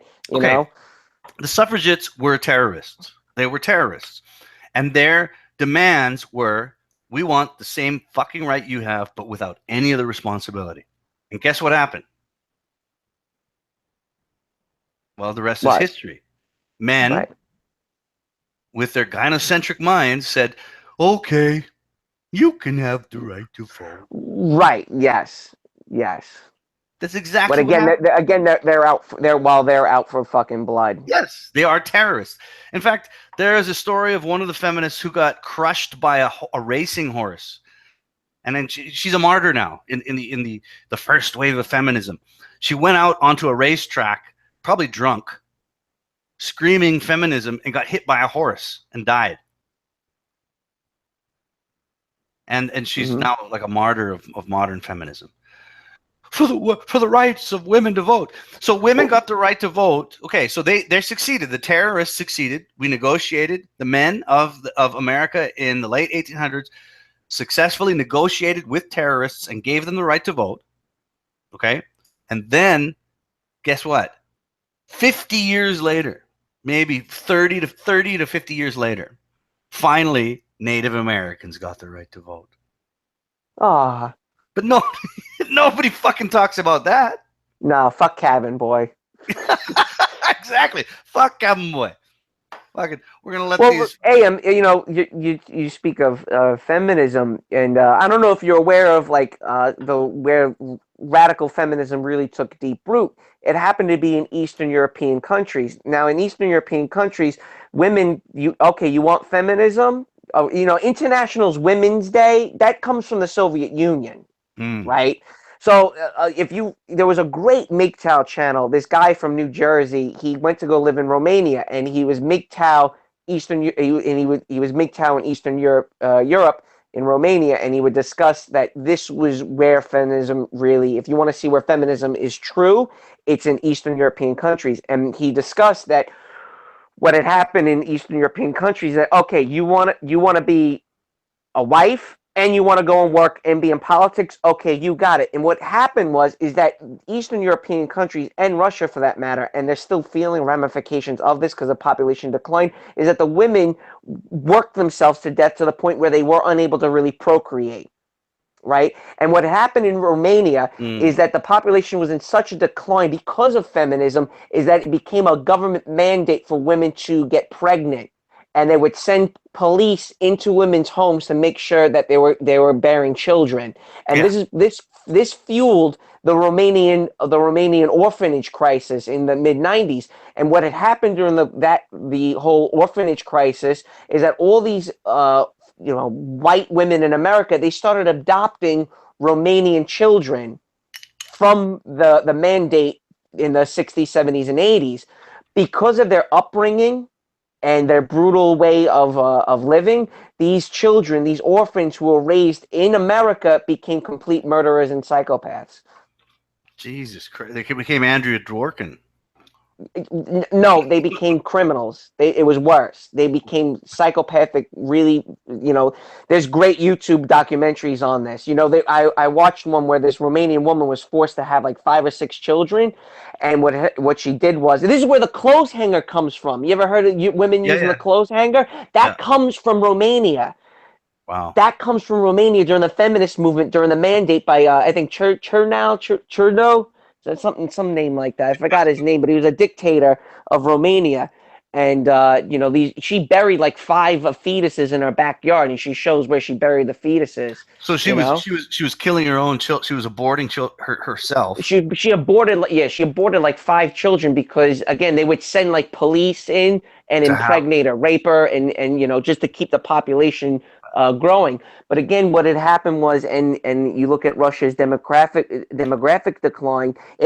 Russia's demographics is not correlated with what's happening in Western Western European and North America problems. It goes back to what had happened during the Soviet Union, where women now are in political offices. They're in business now. They're not going to be homemakers anymore. Yeah. Well, that's the beginning of the end, basically. I mean, right. So again, you can see it again, you can look at Eastern European countries. I mean, they're still in complete disarray for these type of mandates 30, 40 years ago.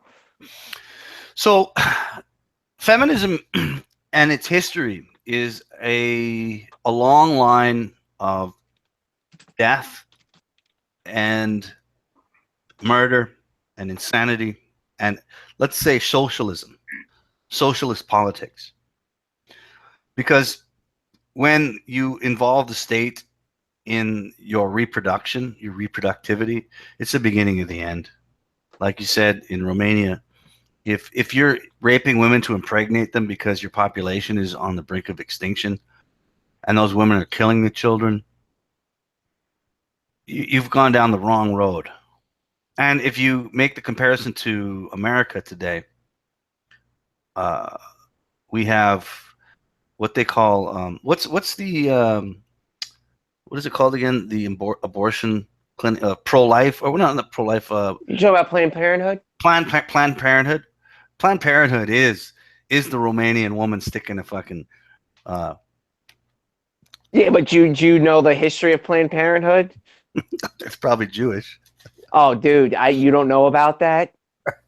Oh my God, bro! Please tell me you're joking. You really don't know what the person who founded. No. Okay, give me Parenthood. I gotta have to pull it up. Okay. All right. Well, while you pull it up, I want to introduce John because he's here. John, are you there? Yeah, I'm here. Can you hear me? I can hear you, Johnny. Good to have you. Yeah. Sorry, we were in kind of the middle of something when you came in, but no problem. Fascinating. Before Nick gets into the history of Planned Parenthood, which to me is a very good comparison of what he was talking about. I cannot believe you don't know this, knowing how much you know about feminism. I might know a little bit, but it's not something I focused on. I might know Margaret Sanger. You don't know who Margaret Sanger is? I know Margaret Sanger. Yeah. Oh, yeah. Do you know what she said about Planned Parenthood and the implementation of Planned Parenthood? No. Tell me. Planned Parenthood quote. Hang on, I'm gonna get it right now. Okay. On blacks. Margaret Sanger. Oh yes, Margaret Sanger. Yeah, that's right. She was completely racist as well. Right. The whole point of Planned Parenthood is she wanted to kill off black people. Yeah. And guess what? Her fruition came right. That one of the people who eliminate the people that do abortions the most happen to be African Americans. Oh yeah. United States, the blacks are the biggest victims of not only feminism and Marxism and Planned Parenthood, but I know they always get the shit end of the stick every single time. Even with this immigration policy, they don't understand that they're gonna get screwed the most over it. Yet they keep voting Democrat. Yeah. They always keep voting it. Well, they aren't the most intelligent of the people in the country.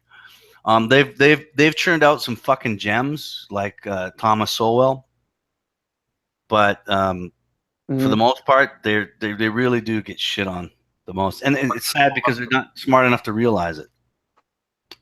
They choose not to be. They choose to be fucking. It's their choice to be that way. Same way with white trash. I mean, it's no different. Ignorance is bliss. Fine. Let them eat cake, man. Yeah. What were you gonna say, John?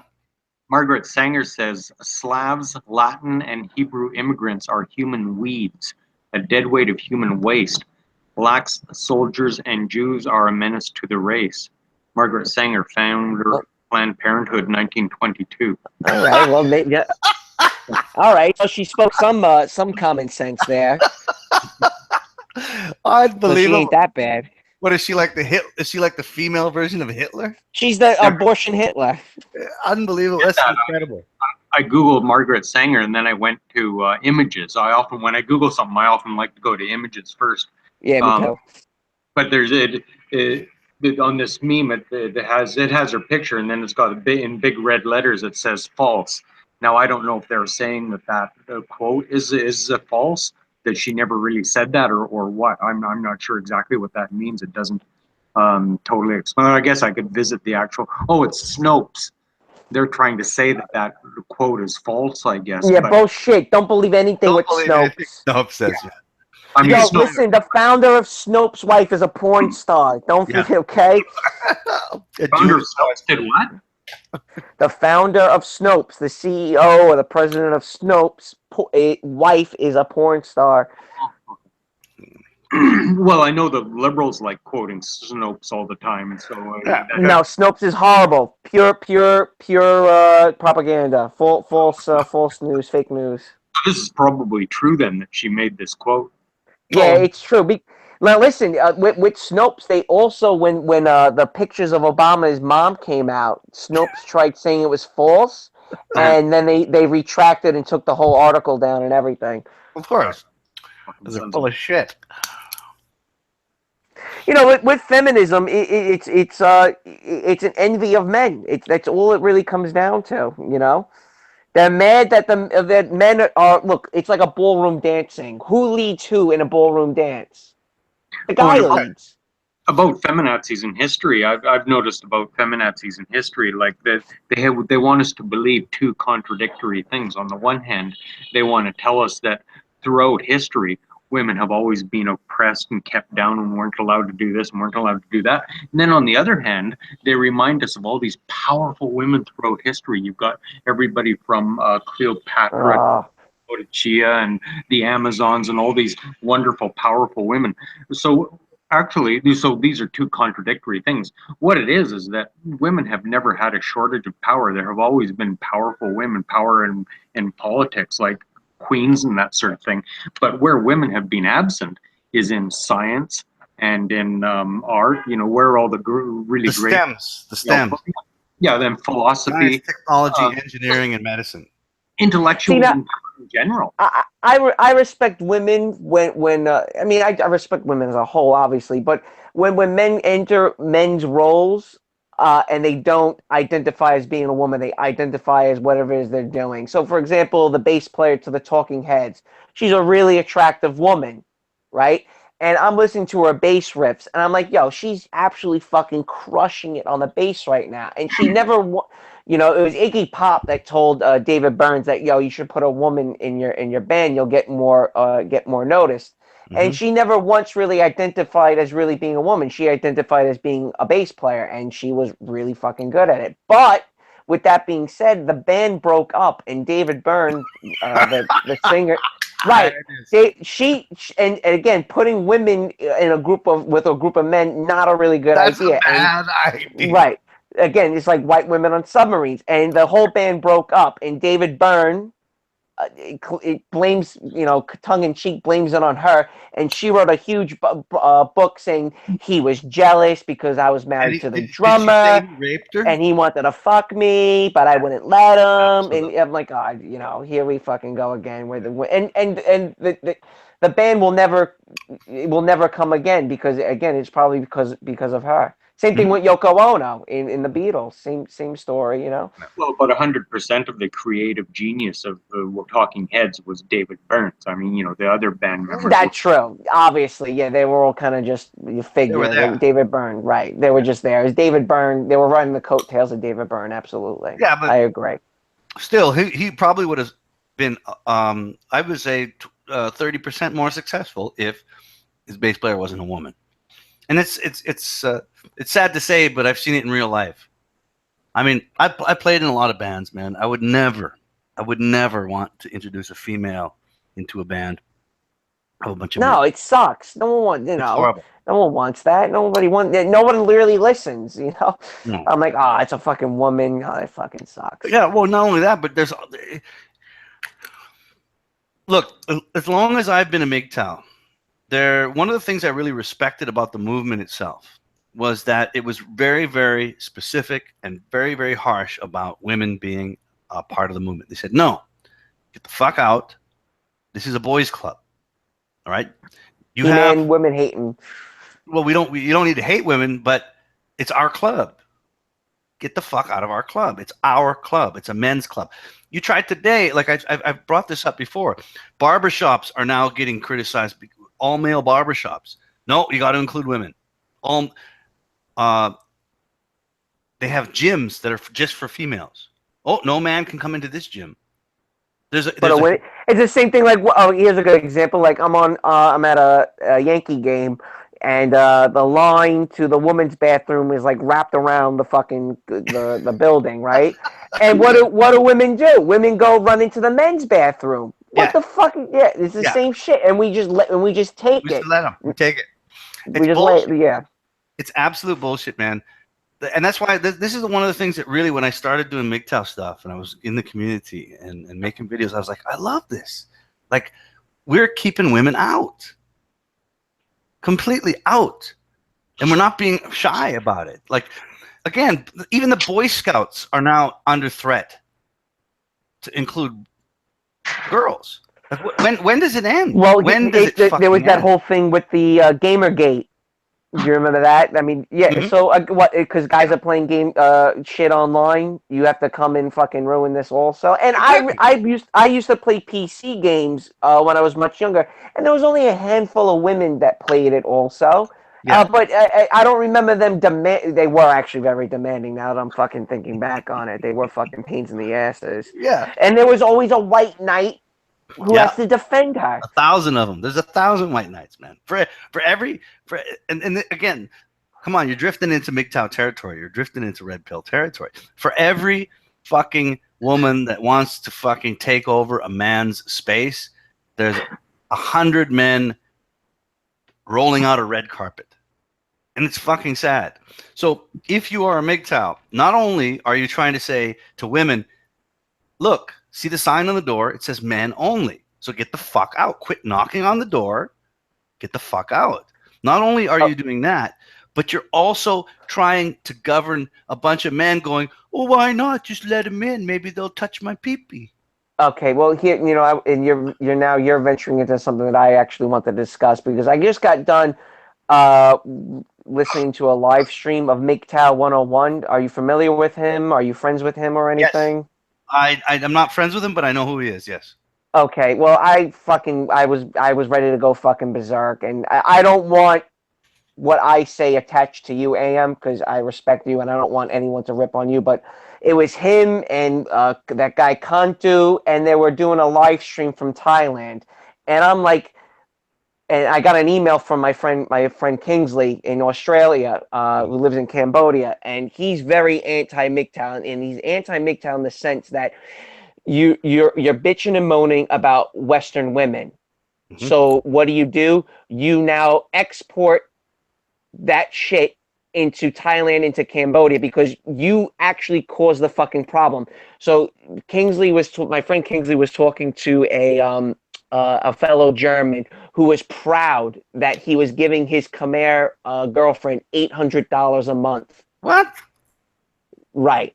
And he probably flipped the fuck out on this guy. So you're having all these MGTOW guys, white knight, let's be real, come on, there's a lot of white knights in MGTOW, and now they're going to fucking Southeast Asia and exporting the feminist, the white knight mentality onto women of Southeast Asia. Who said these guys are MGTOW, though? They're not MGTOW. If they're white knighting, they're MGTOW, man. Okay, but again, I'm looking at these guys' channels.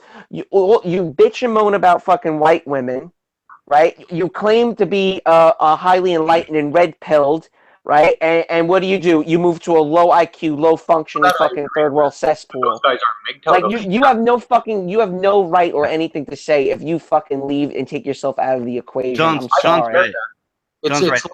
It's like you're living in a village and you ruin the reservoir by urinating in it, and you decide, well, okay, we've ruined our own reservoir. Let's go to the next village. Let's go ruin the reservoir in Thailand, and this is what's happening in Southeast Asia, because it's happening. So now these MGTOW channels say, well, Asian women are better. Those aren't MGTOW.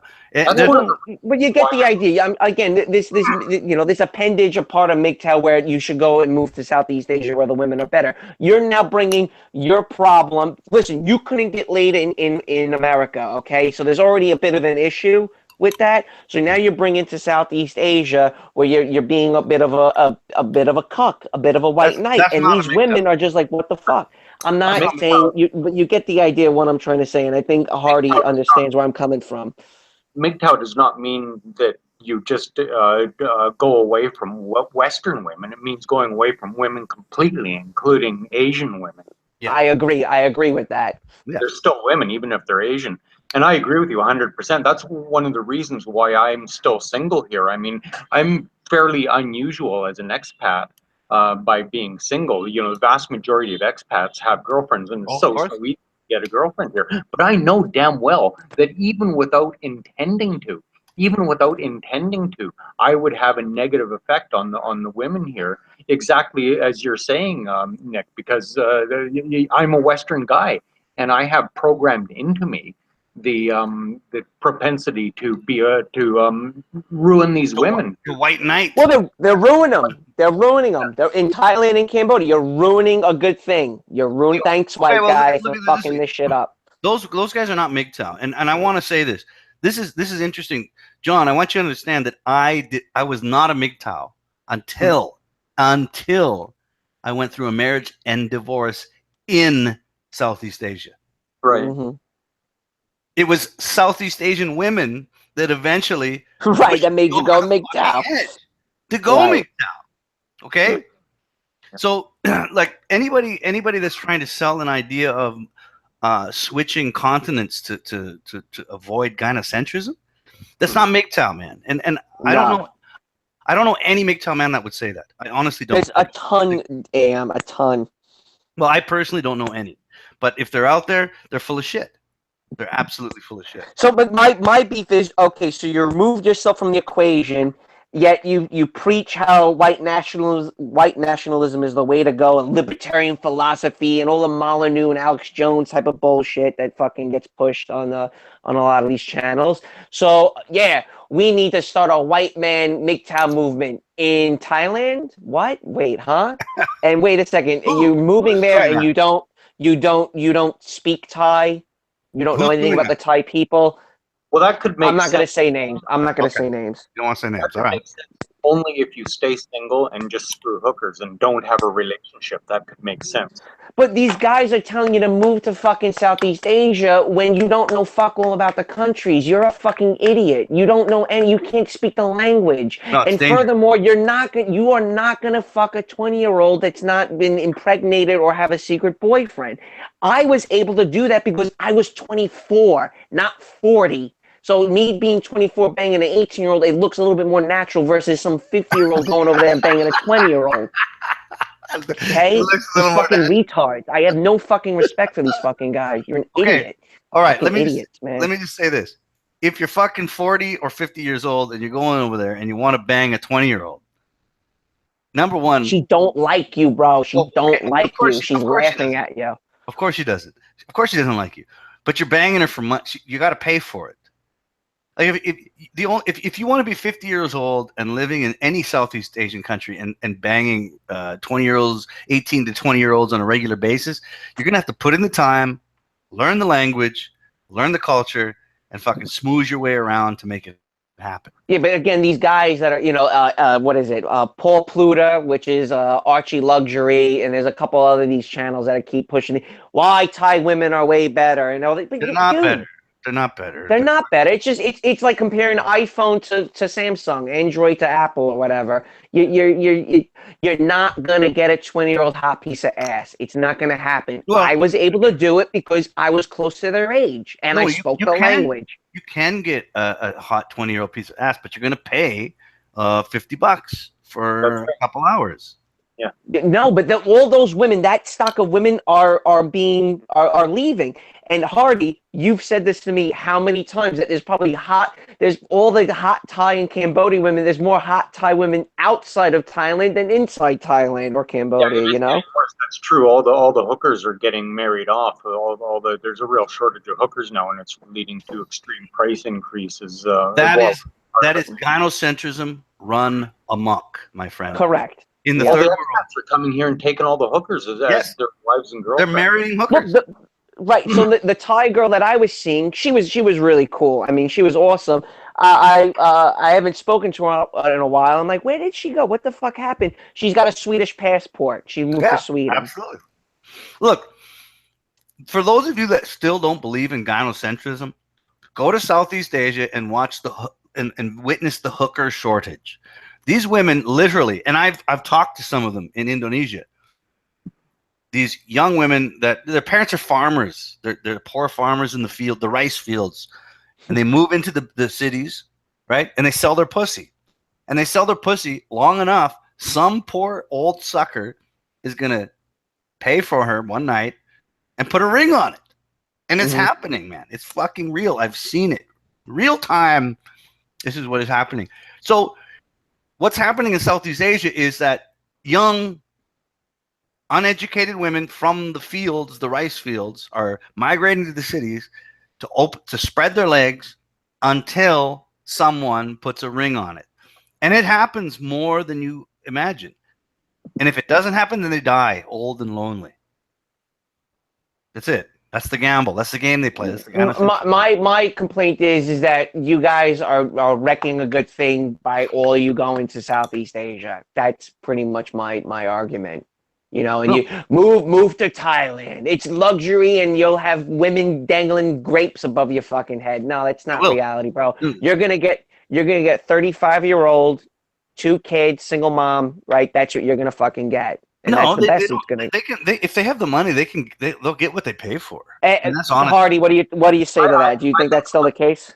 I think a lot of Western guys could move over here and wouldn't ruin the scene if these guys would just keep a fucking brain in their head and not go and get married over the first hooker that they trip over. Just come over here, have a good time. But Hardy, how many 20-year-olds are available, you think, now for guys like me and you? Oh, very, very, very few. Yeah, it doesn't exist. It's over. In Cambodia or Thailand? Both. Cambodia, definitely not. Yeah, I'd say both. Yeah. Oh fuck, there's tons in Indonesia. There's tons, man. Yeah, we want a Muslim chick though. Fuck that. She'll be Muslim, but she's still fucking. I didn't find Indonesian women to be that really that attractive. Okay, well, it depends on where you live. In Indonesia now? Huh? Are you in Indonesia now? Well, I was there a year and a half ago. Okay. I barely got out of that place, man. I was there for 13 years. Like, you can. Yes, you can. Yes, you can. You can go there.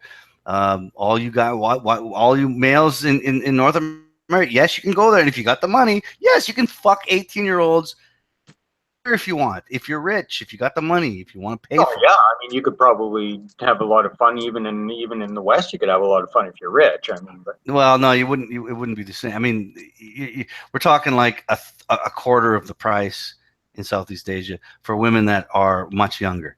I mean, it's possible. It's easy. You can do it. It's there. All right. It used to be like 1/10 of the price. Yeah, it used to be 1/10 of the price. Now it's a quarter of the price. I mean, it's inflation. It keeps going up. But the point is like, yeah, you can do that. You don't have to be rich. You can go there with just a nominal amount of money and have a good time with young women if that's what you want to do. If that's what you want to do. But at the same time, you're not doing anything for yourself. You're not improving yourself by doing that. Oh, it's not a place to advance your career or anything. No, man. If that's what you want to do, those places still exist. They still exist for people that want to have a good time, have a little bit of expendable cash and want to do that. Yes. I'm not going to say that doesn't exist, because it does. But the feminazis and the sugar daddies, and me and my buddy, we call these guys sugar daddies. These guys who come over here and hog the women, try to claim the women for themselves. Yes. And between the feminazis and the sugar daddies, they're gonna shut it down. I mean, it's getting worse here. They're gonna shut it all down. I discussed with you with my radical conspiracy theory that I think that the next target on the risk board is Southeast Asia, because they don't want guys getting laid. No. And I want to boil it down to, even though there's economics and there's a lot of think tanks and everything like that, if feminists are really controlling Western governments, let's go to the extreme and say that they will overthrow a government over feminism. Yeah, well, that's the whole point I was trying to get to, is that the stuff that's happening now. Look, the people in control in the West, who are women, it is gynocentrically controlled. They don't want young men or older men going to Southeast Asia and paying 5 cents on the dollar to get a young piece of tail. They don't want that. That's too much freedom for men. They don't want it. And that's the oasis that exists there today. Yes, it's going to dry up. Yeah, Very, very quickly. for sure. It's going to dry up very, very quickly.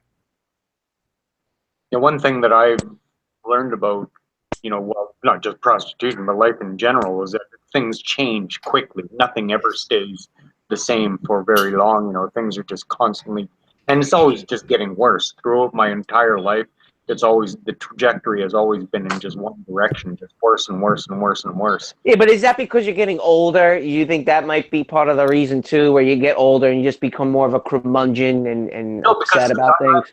there's guys older than me. Well, you've met Dave, my buddy Dave, and his friend. These guys are like they're in their 70s, and they told me, like, in the United States, like back in the 1950s in the United States, there were places there that were like Cambodia in its heyday. They used to have brothels in the United States that were just like as good as anything in in Southeast Asia. Easy access to non-reproductive pussy. Yeah. Easy access to non-reproductive pussy Yeah. will make a nation fucking rise. And these people who are people, you hear some of these traditionalists saying, "Oh, the problem nowadays is it's so easy for guys to get sex without getting married." Well, it's always been easy for guys to get sex without getting married if you're not afraid to pay for it. I know back in the old days, yeah, if you wanted to get a virgin without marrying her, pure as the virgin, snow virgin, then yeah, that might not have been so difficult. But it was much, much easier to pay for it in those days. Yeah. But that's what I mean. It's like it's easy access to non-reproductive pussy. Yeah. You're basically allowing men easy access to an outlet, a biological outlet of sexual release, okay, without the consequences of reproduction. Yeah. There's no consequence of reproduction, because when reproduction is a consequence, then suddenly, for a man, it changes everything. Okay? Well, yeah, for the man and the woman. Well, But not as much for the woman, because honestly, if it really was such a consequence for the woman, do you think that the Asian whores would be as prolific as they are today? well, that's true. Yeah, when you hear some of these traditionalists, they make it sound like getting pregnant is just a huge disaster for a woman. It's not. I mean, Absolutely not. Yeah. These people always say, "Oh, the sex is so easy for men; it's so risk-free for men. All the risks on the part of the woman." Bullshit. Even back in the old days, yeah, the woman got pregnant. What happened to the guy? The guy had the woman's fucking clan out to catch him and kill him. Is what happened. Right? Absolutely. Yeah. Risk in that, right? Well, and the other thing is this. Look, I know personally people in Indonesia, women I've known that have children, that just your average. I was there long enough. I just knew average people, man. I had maids. I knew average people. I knew your average women. Excuse me, you had maids, fancy la-di-da. Fucking neo-Victorian expat over here. Yeah. Well, of course you're gonna have maids over there. But the point is this: I met people through that exchange, and I know personally the children. Okay, the child. I'll just be specific. The child of a woman who was my maid, who grew up and was went through the school system there. She got pregnant. Okay. She got pregnant, and all this happened after I left, because I keep in contact with a lot of the people that I know there. This happened after I left, so I wasn't there. But she got pregnant by some dude, because what she did was she moved from the small town of Yogyakarta. She was living in a very small town outside of Yogyakarta, which is in the central Java. And when her daughter graduated from high school, what's the next step, right? Like, what do you do from there? So, and I knew this woman because she was a maid of mine a long time ago.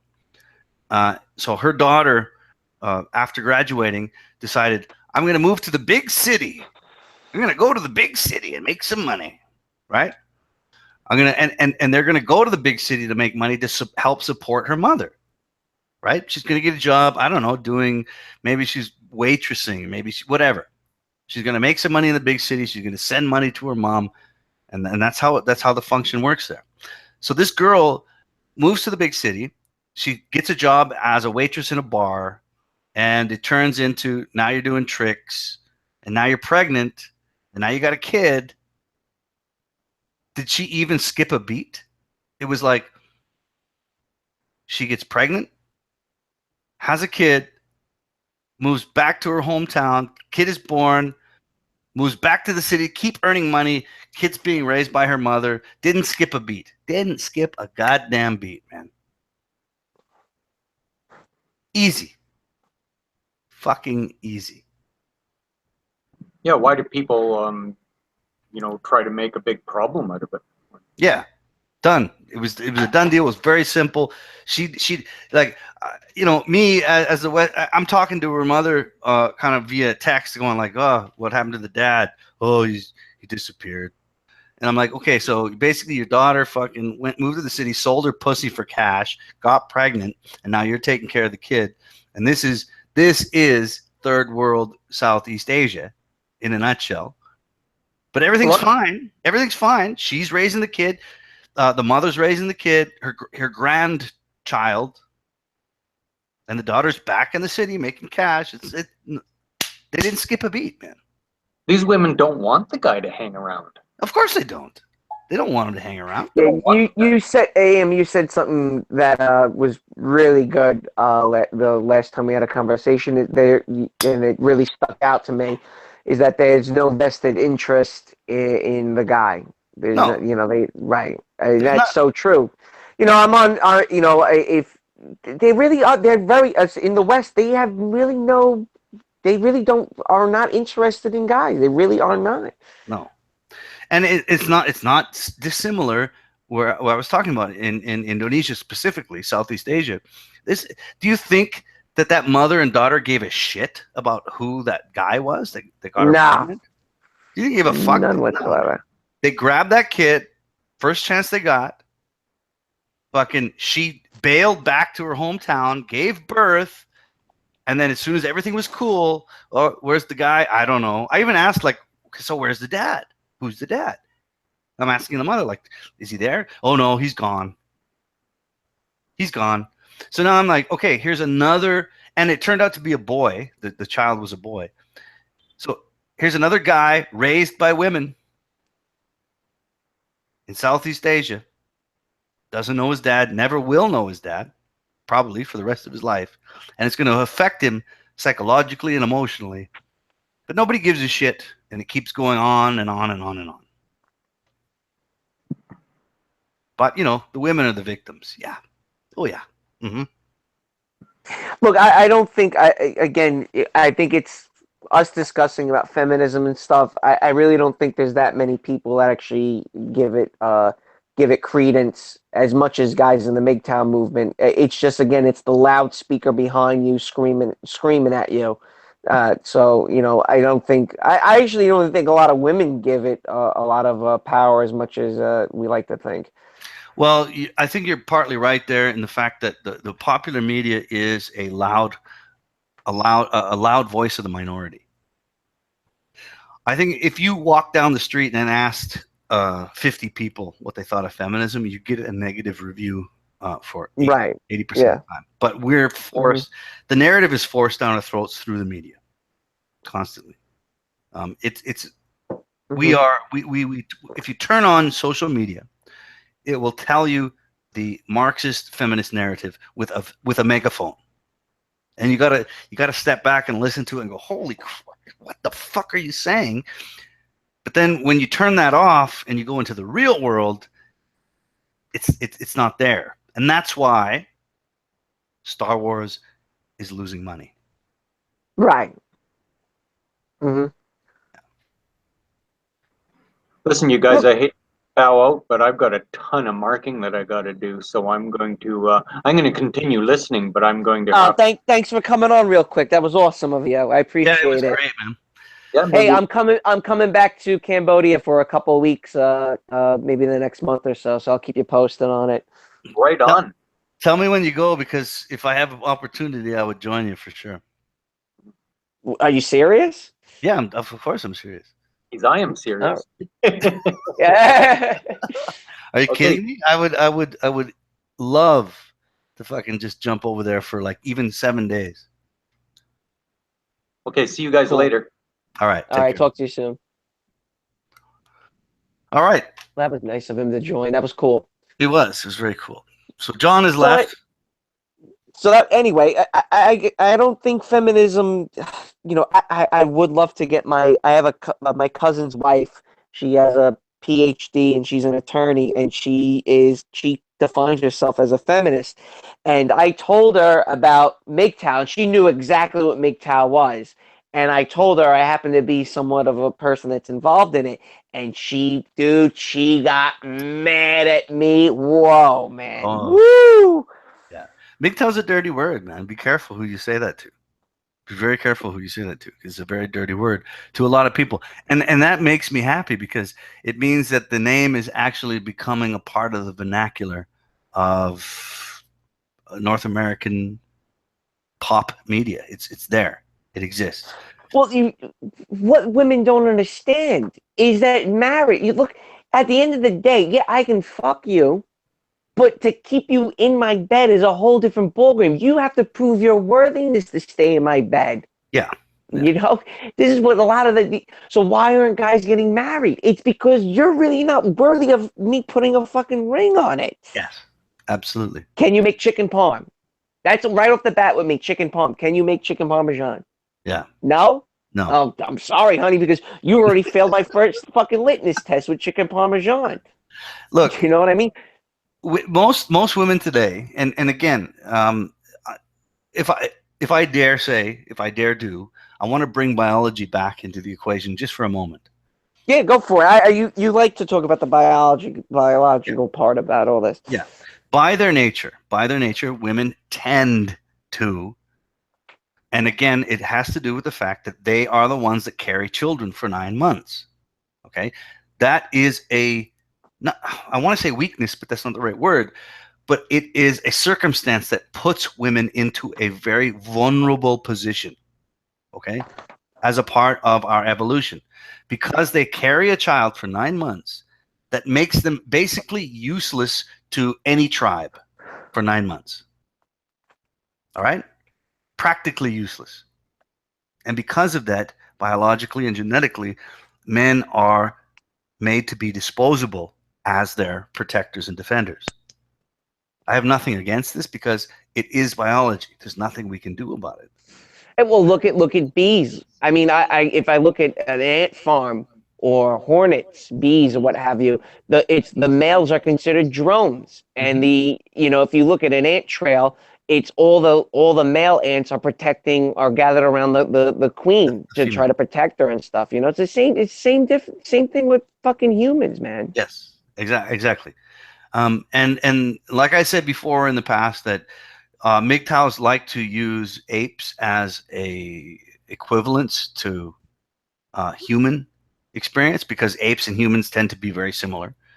I'm not saying you can make an accurate comparison. I'm just saying that because they're similar, a lot of MGTOW people tend to make that comparison. And you can look at the different lives of different apes and see the same thing. And what it comes down to is that because of this biological fact, women are, and this is gynocentrism in a nutshell, because of this biological fact. It will exist. It will always exist. If it doesn't exist, we cease to exist. There's no more. There's no more human race. If men don't become fodder to protect pregnant women, we cease to exist. All right. So this is a reality, and where we live today is unfortunately taking those biological realities and twisting it politically. Men know, society knows that men are disposable. We know that. It's a fact. So what do? We twist that in a way where we put women on top and men on the bottom. Because in the past, because males were disposable physically, women had their place underneath men. They always did. Because society knew that men were disposable. and men were fodder for women's existence, just so that we could reproduce and continue as a species. Right. That elevated men. It put us on top. It allowed our word. It gave us the right, quote unquote, to vote. Do you understand? And now they've taken that and turned it upside down and said, oh, well, you've always been on top, so now it's women's turn. Yes, but women are not, they're rudderless. They really don't understand what it is exactly they want. You know, I want to go back to Green Day for a moment. The singer Billy Joel Armstrong, his favorite song that he wrote is a song called She, and the song is about his first girlfriend that was taking a feminist class or learning about feminism, and she didn't agree with the feminist point of view, and she didn't understand. She wanted to be, I guess, a homemaker. She wanted to have children and stuff, but the class or the what she's being taught, she didn't agree with. So I think a lot of women don't really quite understand what it is exactly they want, and that song kind of is the embodiment of what is happening today. And she got shit on for it. I don't know. It's a 2-minute song. It's just a quick fucking punk song. But if you read the lyrics, it's about her doubts. The lyric is her doubts are from someone else's point of view. The other person's point of view is a feminist, Yes. right? And she's having doubts about these points of views. Yeah. Well, I think there's a lot of educated women that have those doubts. And if you follow popular media, most of those women tend to fall to the right of the political spectrum. Now, I'm not saying that any woman that considers herself a conservative. No, usually women that are conservative also have a father in the house. Yeah, absolutely. That also. And the other thing is you know, I had a show in an apartment recently, and it was a young girl. She was like a surfer. She wanted to be by the ocean and everything. And the mother was at the showing of the apartment, and it was the two of them, and I'm showing the place. And I don't know how I got into the topic with them, but you know, she goes, "Oh, I'm gonna go surfing and stuff." Like, "Oh, you can maybe find your future husband." You know, I was being, you know, kind of cute about it, and the mother was like horrified by what I had to say. No, she must finish college first. Look, what? When did she? The fuck, man! Like, you know, okay, good. Just let her go to college. Let her get to be 30-something years old and have nobody. That's fucking brilliant. Yeah, absolutely. But a mother would want that. I bet you the father would be like, "Yeah, that's a good idea. You know, that's a very good idea." Well, what has happened with millennials is that it's kind of, all right, you can figure it out yourself. Whatever it is you're doing, figure it out yourself. Where in the past, even with the baby boomers, is that their parents put them in a specific role, and then they just did it. So, you know, like the last name Smith is from blacksmith. You did what your father did. You know, my father's job was the same as my grandfather's job, and so on and so forth. And now what you've done with millennials is you said, "Oh, you're young. You're young. Go and figure it out. You'll be fine." And you told this to both women and men. And guess what? They're hooked on fucking prescription pills from anxiety attacks because they're completely fucking lost, right? Or they turn into drugs and what have you. This is what's happening. Well, and if you're black, you're hooked on phonics. Ebonics. Ebonics. But okay. Absolutely, man. Absolutely. There is a very slow death. The Western culture is a very slow death. I don't know if they planned it this way, but it seems to be. It's hard to tell. It's hard to gauge, man. You know, I think about that all the time. You know, we talk about who's behind who are the shadows on the wall. Well, guess what? The shadows have to die also. Yeah. Globalism's at its very end right now. Especially with the age of George Soros. I mean, George Soros, what, in his 90s? You know? Well, the Soviet Union had the lifespan of a man. Yes. Right? Yeah. Globalization is also has the lifespan of man. And you can see that the globalization is being ratcheted up because the shadows on the wall are also at the tail end of their twilight. Yeah.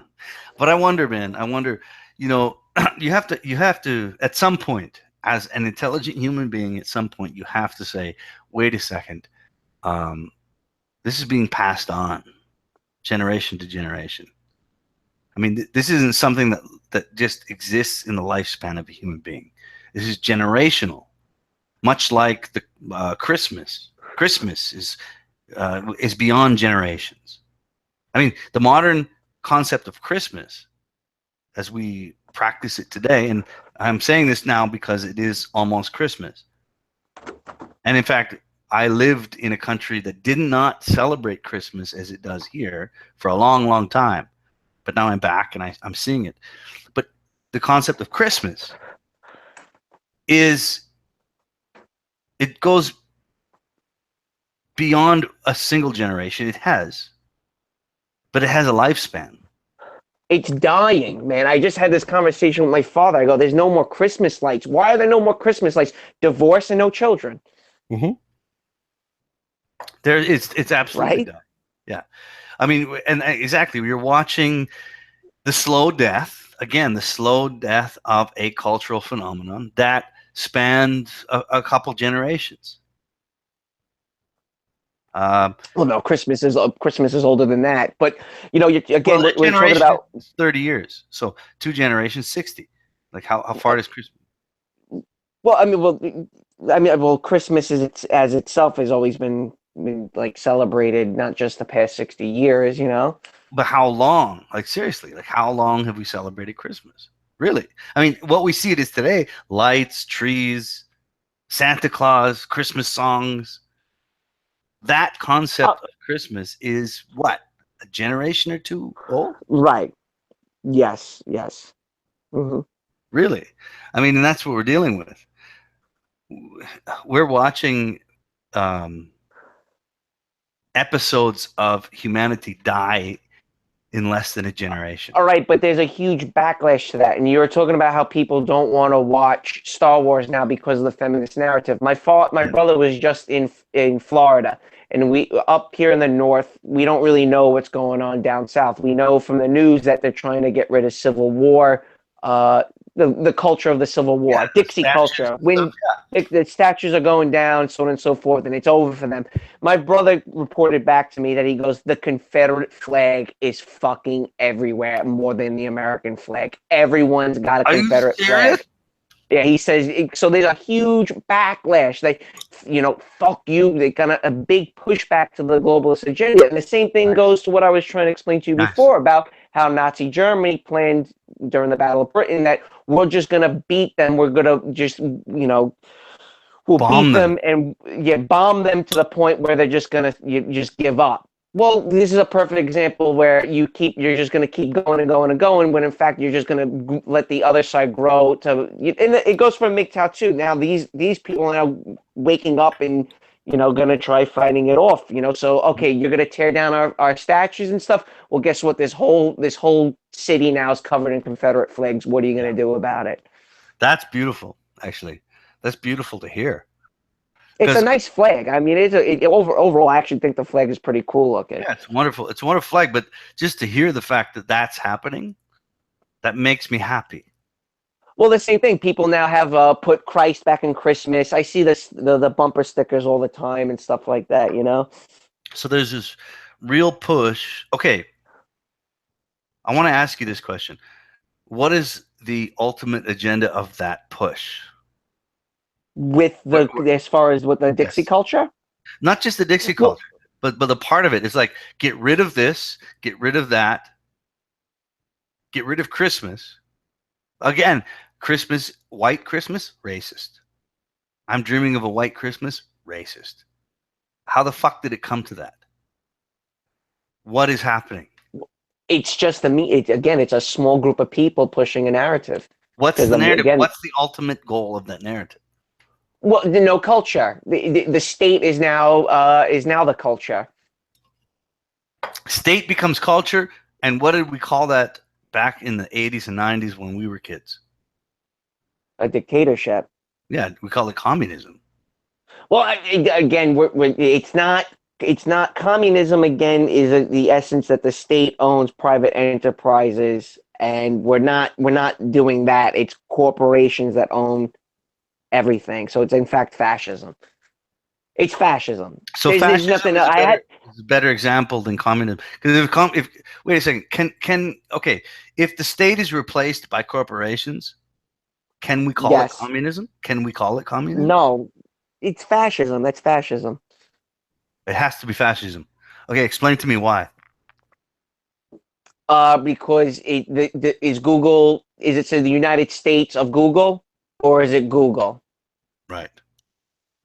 That's it's fascism. You know, I sent you what did I texted you that I had a conversation with a Russian recently, very affluent Russian man, and he was explaining to me, and we both came to agreement that this is not communism, this is in fact fascism. And he said, "This, yes, correct. America is not communist or socialist. It's fascist." All right. It's not communist. It's not socialist. It's fascist. Yes, and a lot again, I took a really long time to try to figure out what is the difference, because no one was able to give me a coherent message on what the difference between socialism, communism, and fascist are, and it boils down to the state is subsidizing corporations. That is in fact a form of socialism, but again, it's actually fascism. Is There's that not too much of a difference. There's really not too much of a difference Is that between the Italy? three.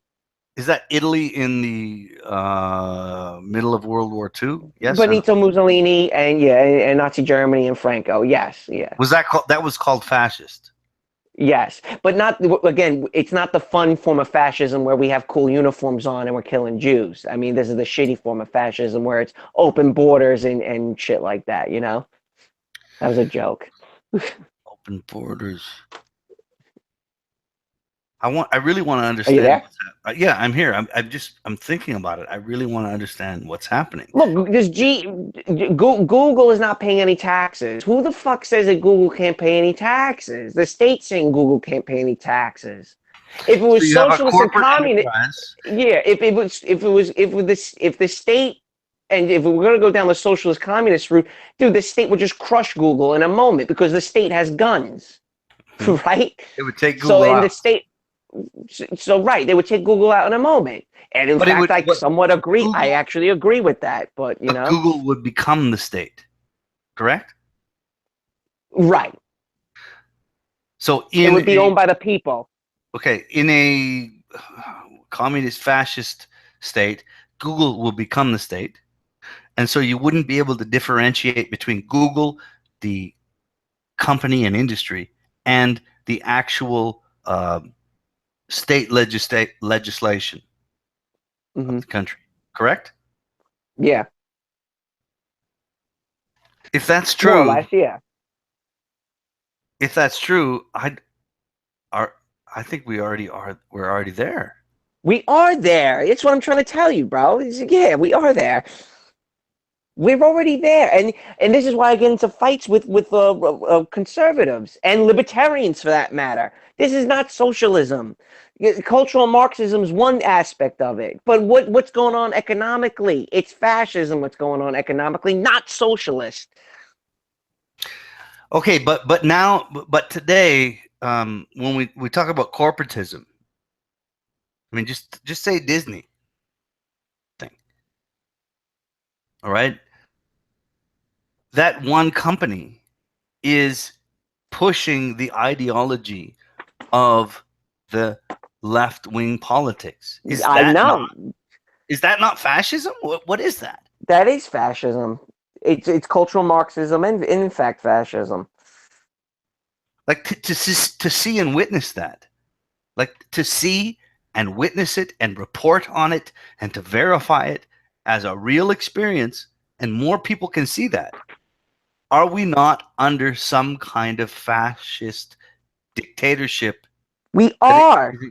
And it's been like that, I think, probably since the 80s. I want to say with Reagan 80s. economics and stuff. Yeah, 80s. So what went right underneath the radar recently is that I'm sorry, I'm reading it right here. Boeing wins $6.2 billion contract for F-15s. Yeah. Through the Pentagon.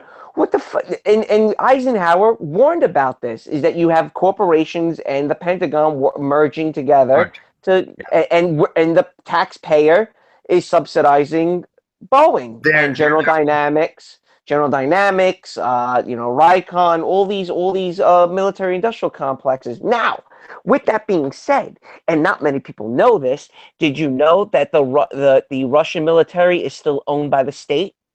Yeah, I believe that. So their tanks, their military equipment, all those type of things are not privately owned. The state owns them.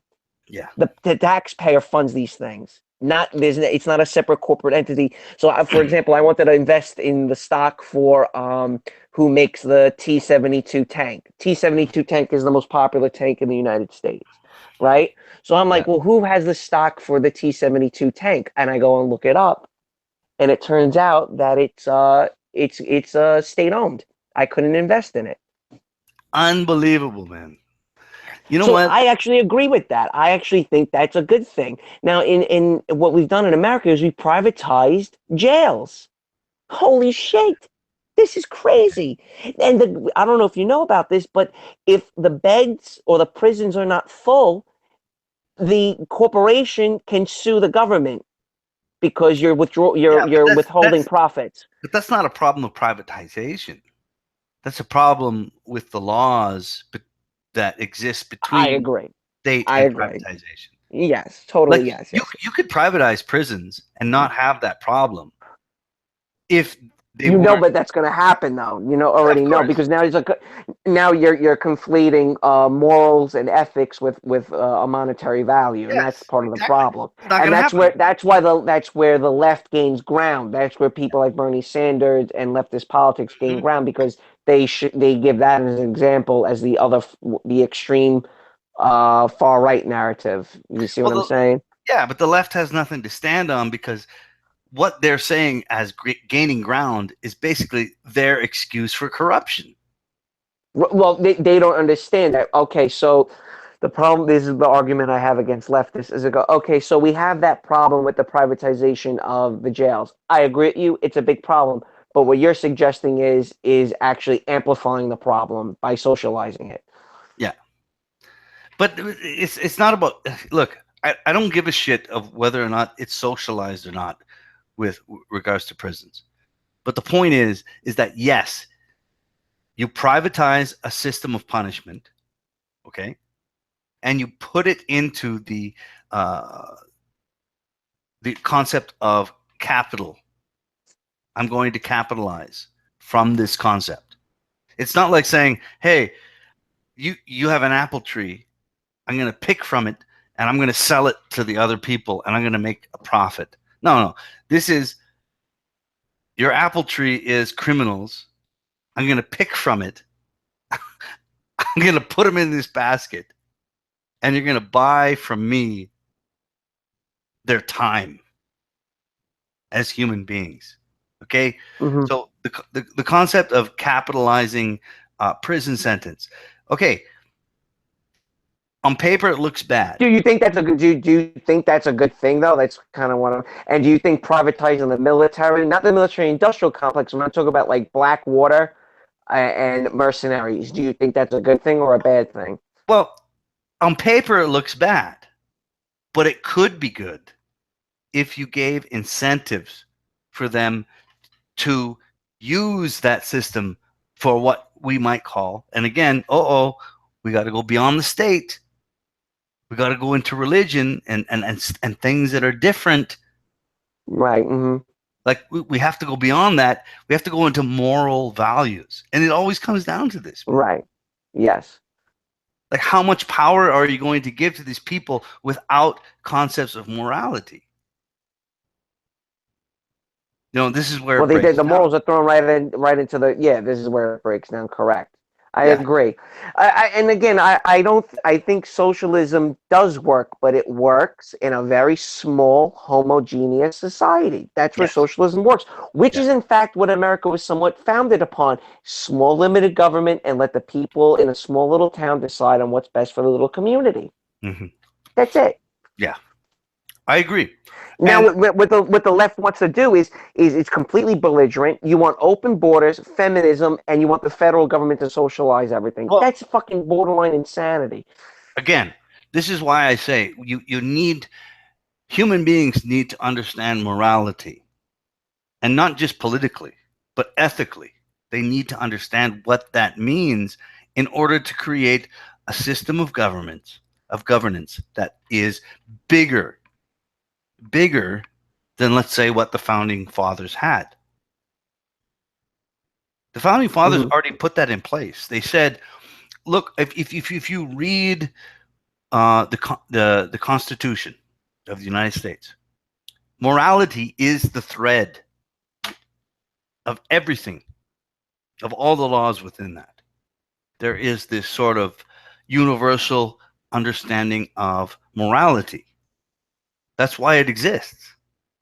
That's why it's there. And it exists in other parts of history, in other parts of religion. And I'll talk about that later. But the point is, it's like today, that's thrown out the window. Because it's morals. Forget the moral aspect. That's gone. Forget morality. But what we're talking about, what we're discussing though, is I only see it from a New York perspective. Now I went to West Virginia. I told you about that, and there still seems to be a very tight bond with people. I think Christianity seems to be still somewhat very important. And my mother's in North Carolina. She's close to the App Station. She still says that there's still a lot of children. They're very Christian and stuff like that. What I say is that what's happening in New York, which is the center of the rot, and on the West Coast it would be San Francisco and LA, is that's permeating across the United States.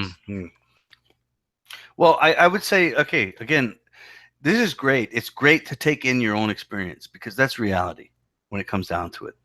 And for myself, in the liquor store, my agenda is make friends with everybody that walks through the door. I want to know them. I want to know what they think. Why do you want to buy this product, et cetera, et cetera. And what I found is that the majority, and I won't give a percentage of numbers, but it is the majority of people. They're not leftists in their leanings. They're not leftists in their thinking, as you might find in Hollywood and on the radio and the music you buy and consume. These are normal people that go, you know what? I don't agree with this shit.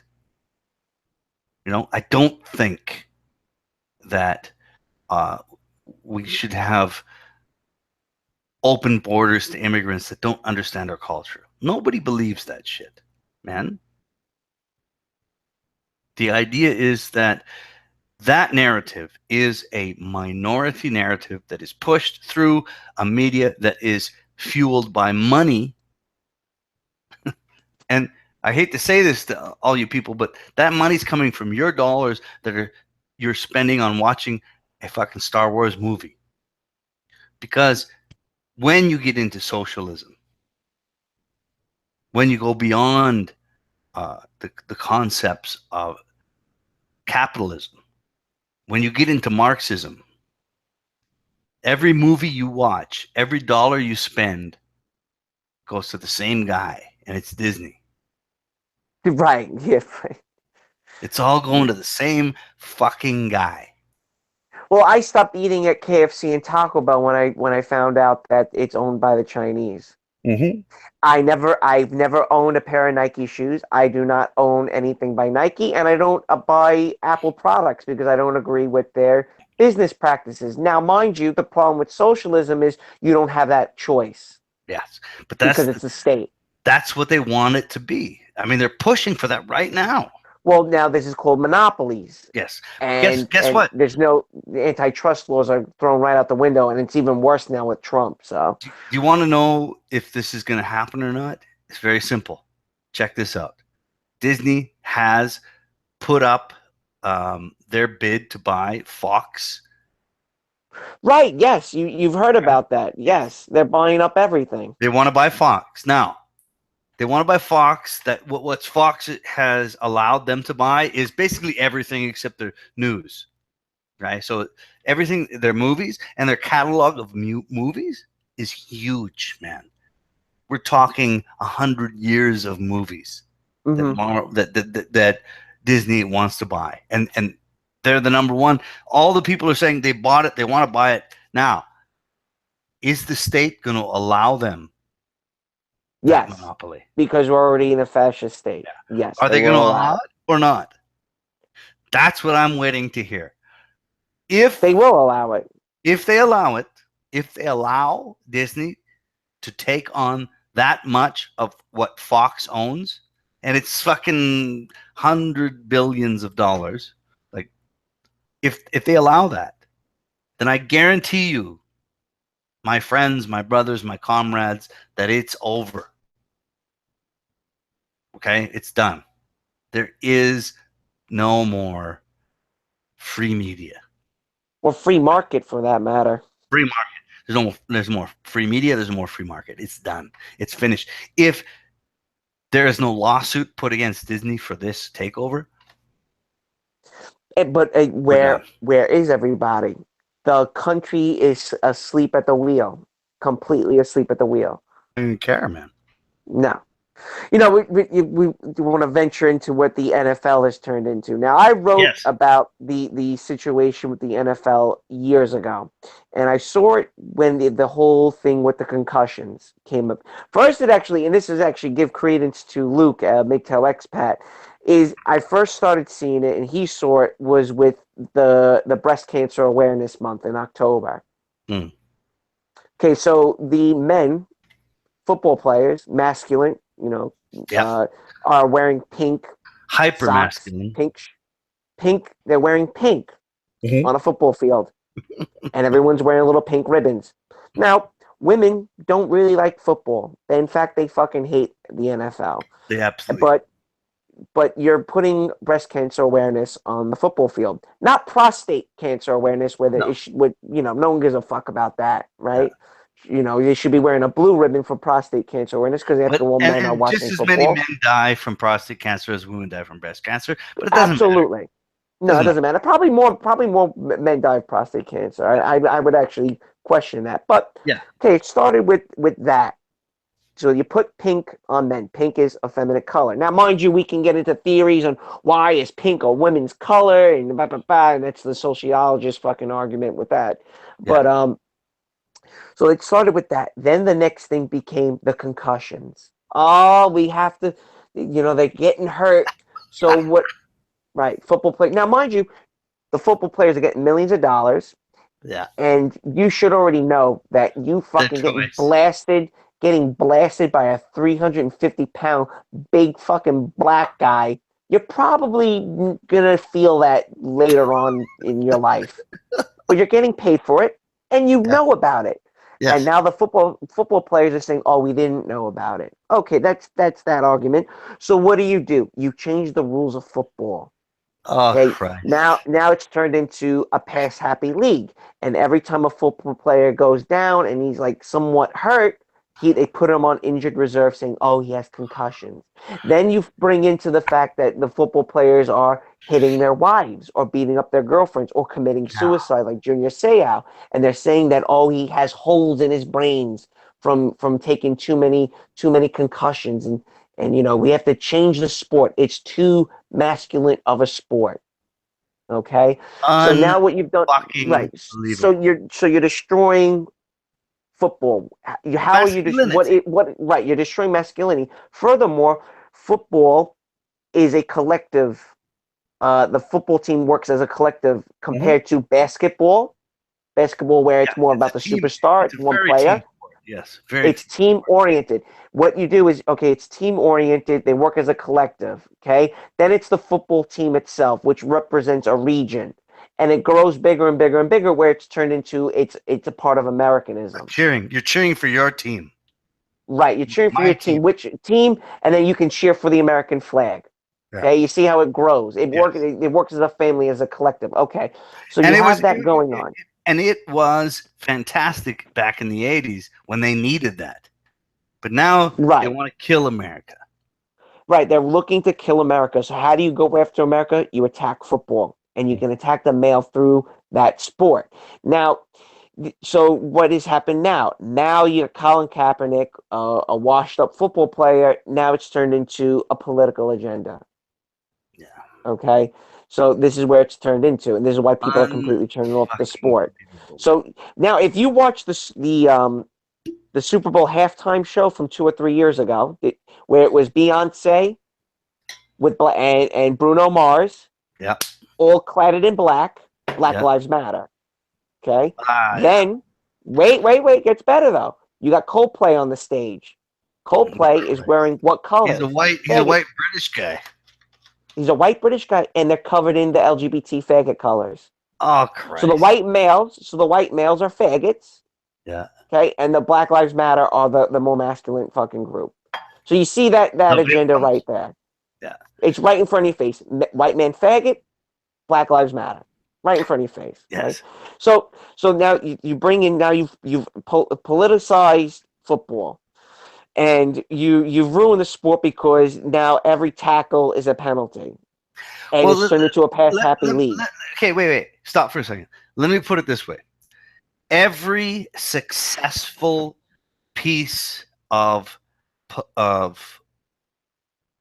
entertainment dollars that exists, every successful piece of entertainment dollars, whether it be sports, television, movies, media, music, it doesn't matter.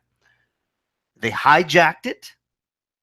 They had to hijack it because they can't create anything on their own. Okay? And you have to understand this. I say this because when I was fucking 17 years old, I was in communist Russia. You know, I'm a world traveler. I saw communist Russia at 17. You cannot create or generate anything if the state controls where your money comes from. You can't. You can't create anything original. You can't create anything for profit. This has been proven in the past. But today, what we see is with football, the sports media, now it is a centerpiece to show diversity. Right. And the hatred of the black man for the white man. Well, it's not only that, is that now they're pushing black quarterbacks, and black quarterbacks as a whole are fucking suck compared to the white quarterback. So what do? They want a scrambling quarterback. Guess what? Scrambling quarterbacks don't really have that good of a, All right, so they're losing money. They're losing money. So they're losing money. So the slow, they talk about Peyton Manning. Oh, he's the last of a dying breed, which is what? The slow moving fucking gun, cannon for an arm quarterback. You need a scrambling quarterback. You can't have the white guy anymore that can't move, behind the fucking line. So you push black quarterbacks. You got Cam Newton. Cam Newton is a prima donna, immature fucking black guy. Right, Yeah. and he's never gonna get to the Super Bowl again. It's never gonna happen with his attitude. Okay, Right. Granted, Cam Newton holds all high school records as a quarterback. I'll give him credit there, but him getting to the Super Bowl, it's over because of his attitude. Yeah. Now, with the breakdown of football, okay, and you're saying concussions are bad, and they need more protection. They need to do a head scan to make sure he's okay and he didn't lose a part of his fucking brain or whatever fucking bullshit they're saying what concussions are. Mind you, Will Smith was in that movie, goes back to Hollywood, saying that he's the rogue doctor who's going to find out and get to the bottom of concussions in football. Do you know about that movie? Absolutely, man. That's Okay, so again, attacking football. Mind you, that was only a couple of years ago, that movie. Now you're saying that young males can't play football. And my father's a football coach, and he says that, we can barely practice now because they're afraid. There's no hitting during practice during the week. Well, how the fuck are they going to practice come to the game? Okay, so now it's in high school. Okay, now it's in high school. So what's happened in the NFL from the very top is now being implemented on a ground level within high school. Now, Yeah. Here we go. This is where I'm going to go a little bit further, where I've written. So football's bad. Concussions are bad. But UFC is good. Yeah. Why?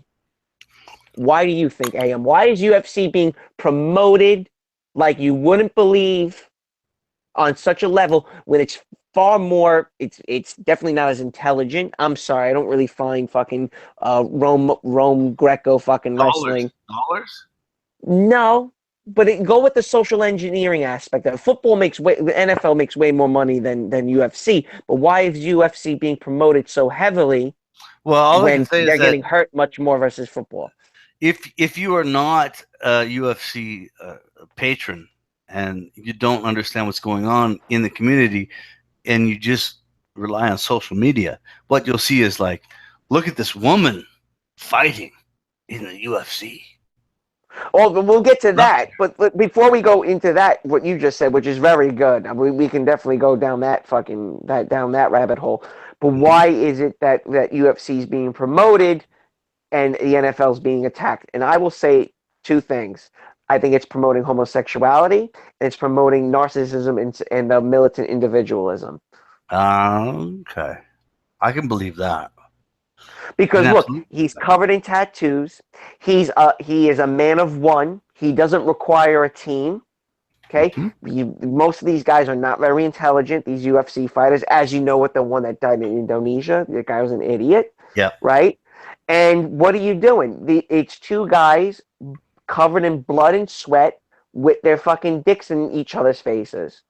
Well, we're talking about Roman Empire, the fall of the Roman Empire. Yes, right. That's what I'm trying to go with. Where let's say you're at a fucking bar, sports bar, and you're talking about how much these guys bench press and wow, look at his fucking pecs and wow, he's really pinned him down with his fucking ass in that guy's face. So there's some type of homoeroticism within the UFC movement. Yeah, there's definitely homoeroticism within wrestling. There always has been. I believe it 100%. Even in Olympic wrestling. Absolutely, 100%. Now, what you just said, you're bringing up a really good point where now you want women to go and fight. And Tank Abbott was a famous UFC fighter. He goes, I want to fight a woman. And oh my God, did that start a fucking war? Because he's making a valid point. And this goes back to feminism, is that my fist, the skinniest fucking nerd, it's like a fucking 120 pounds. With one blow of his fist, he can knock any fucking woman out. And this is the biological fact that negates everything. The whole crux of it. It can boil down to this argument to a very basic fact is that my fist will knock you the fuck out to any woman. I can take on 4 or 5 women. I will lay you all the fuck out. And this whole thing with Star Wars where the women can fight the man and no. This is not reality. Can't do it. Can't do it. And now you put women in UFC. This is laughable. It's incredible. And mind you, you will see a female a female football kicker, because now if you watch the NFL, there's more and more women on the sidelines. And 2 years ago, a woman tried to be an NFL kicker, and on her first kick, ready for this? Hey, ready for this? On her first kick during spring training, she got hurt. Of course she did. It's like, what the fuck? Okay, all right, for all you MGTOW guys out there, if you ever run into a woman that like right by random and you think she's a nice girl, just ask her, like, could you kick a football through a pair of uprights? If she laughs and has no idea what you're talking about, kick her in the head, punch her hard, and let her wallow. Just watch her fucking twitch out.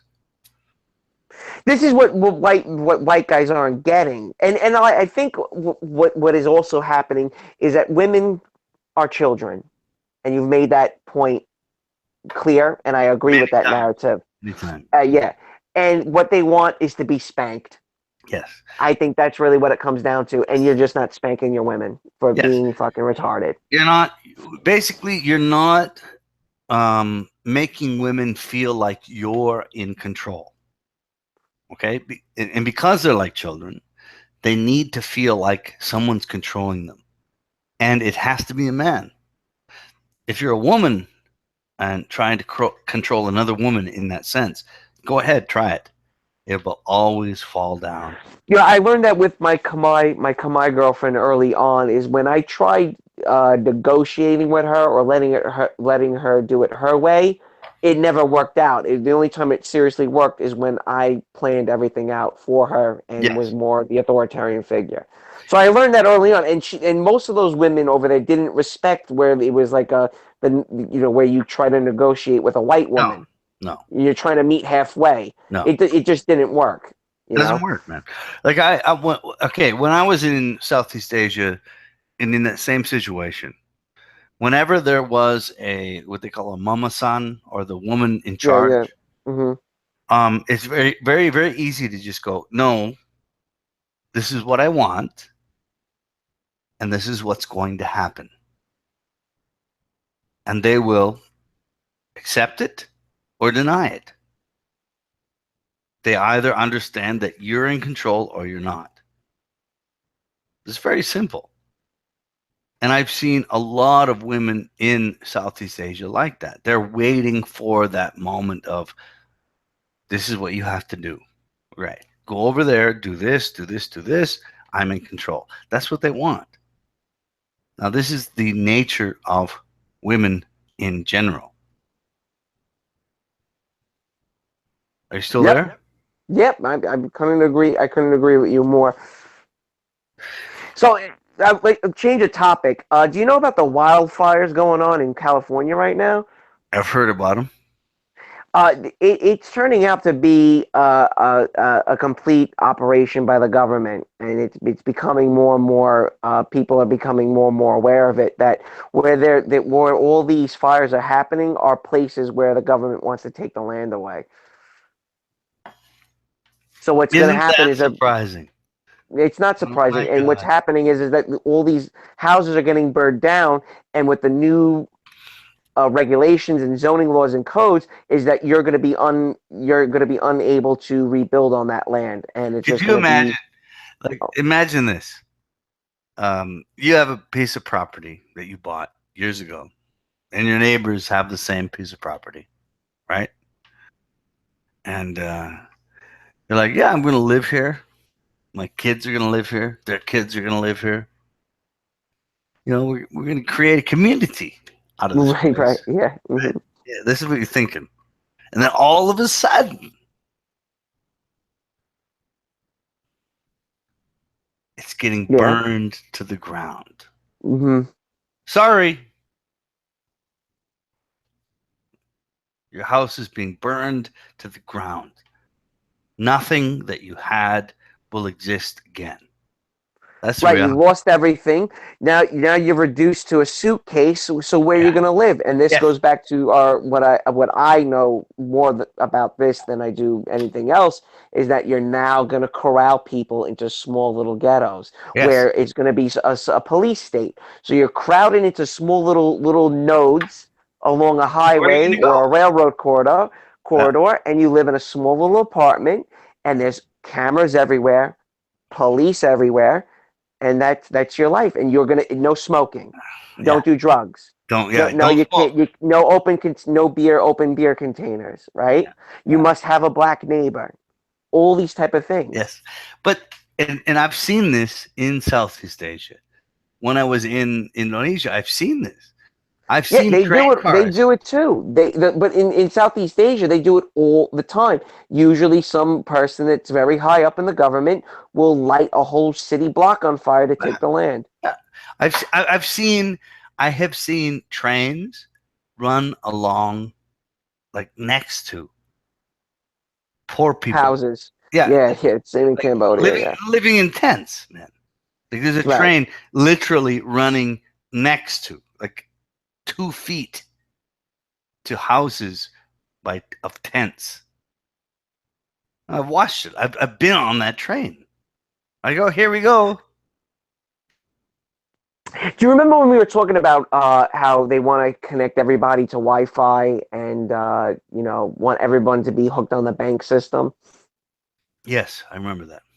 Well, about a couple hours ago, Cryptodamus Sovereign sent me an article about how they're trying to the Rockefeller Foundation, part of an Agenda 2030. If Agenda 21 is now called Agenda 2030, is now the Rockefeller Foundation wants people in rural parts of the world to be hooked on Bitcoin. Yeah. Well, now is Bitcoin? Do you find Bitcoin? Is it possible that Bitcoin is going to be the world currency? see that. No, you don't think so? No, I don't see it as that. I see it as a temporary mean to the cause. And how do you? What do you mean? Well, it offers enough time to make money, and then they shut it off, and then it doesn't exist anymore. It's done. Oh, you're saying they could just pull the plug on it? Yeah, they're gonna pull. Let me read. It's called ID 2020, an alliance committed to improving lives through digital identity. 1.1 billion people live without an officially recognized identity. Without an official recognized identity. Me and you discussed how there's people in Indonesia that don't have like a social security card or a passport or driver's ID. They're just people. They're just living. Mhm. Right? So this website, the Rockefeller Foundation, supported by the Rockefeller Foundation, is saying that this is a problem. These people don't have an identity. The lack of recognized identification deprives them of protection, access to services, and basic rights. But these ID guys don't care. They don't care. They don't care that they don't have an ID, right? It's the same thing where people in Asia don't even know their fucking birthdays. They don't know. You're guessing their age. They don't really know what their age is. Yeah. So ID 2020 is a public-private partnership. What does that mean, Ayam? It That's means fascism. that. Oh yeah, it It's means fascism. happening. It's happening. Public-private partnership. What is that? The private sector in bed with the public sector. Yeah, you have no say in the matter. You have none. You are the public. You are the public. Say that you were the public. You didn't. Okay, you didn't so vote for ID 2020 is a public-private partnership dedicated to solving the challenges of identity for these people through technology. Yeah. You lost. You are. They're basically saying that you, as an individual, are a part of their program, and you didn't vote for it. That's just who you are. Too bad. Fuck you. Without accurate population data, public and private organizations struggle to broadly and accurately deliver the most basic human services. Huh. Can you imagine? Someone's got to do it. Response.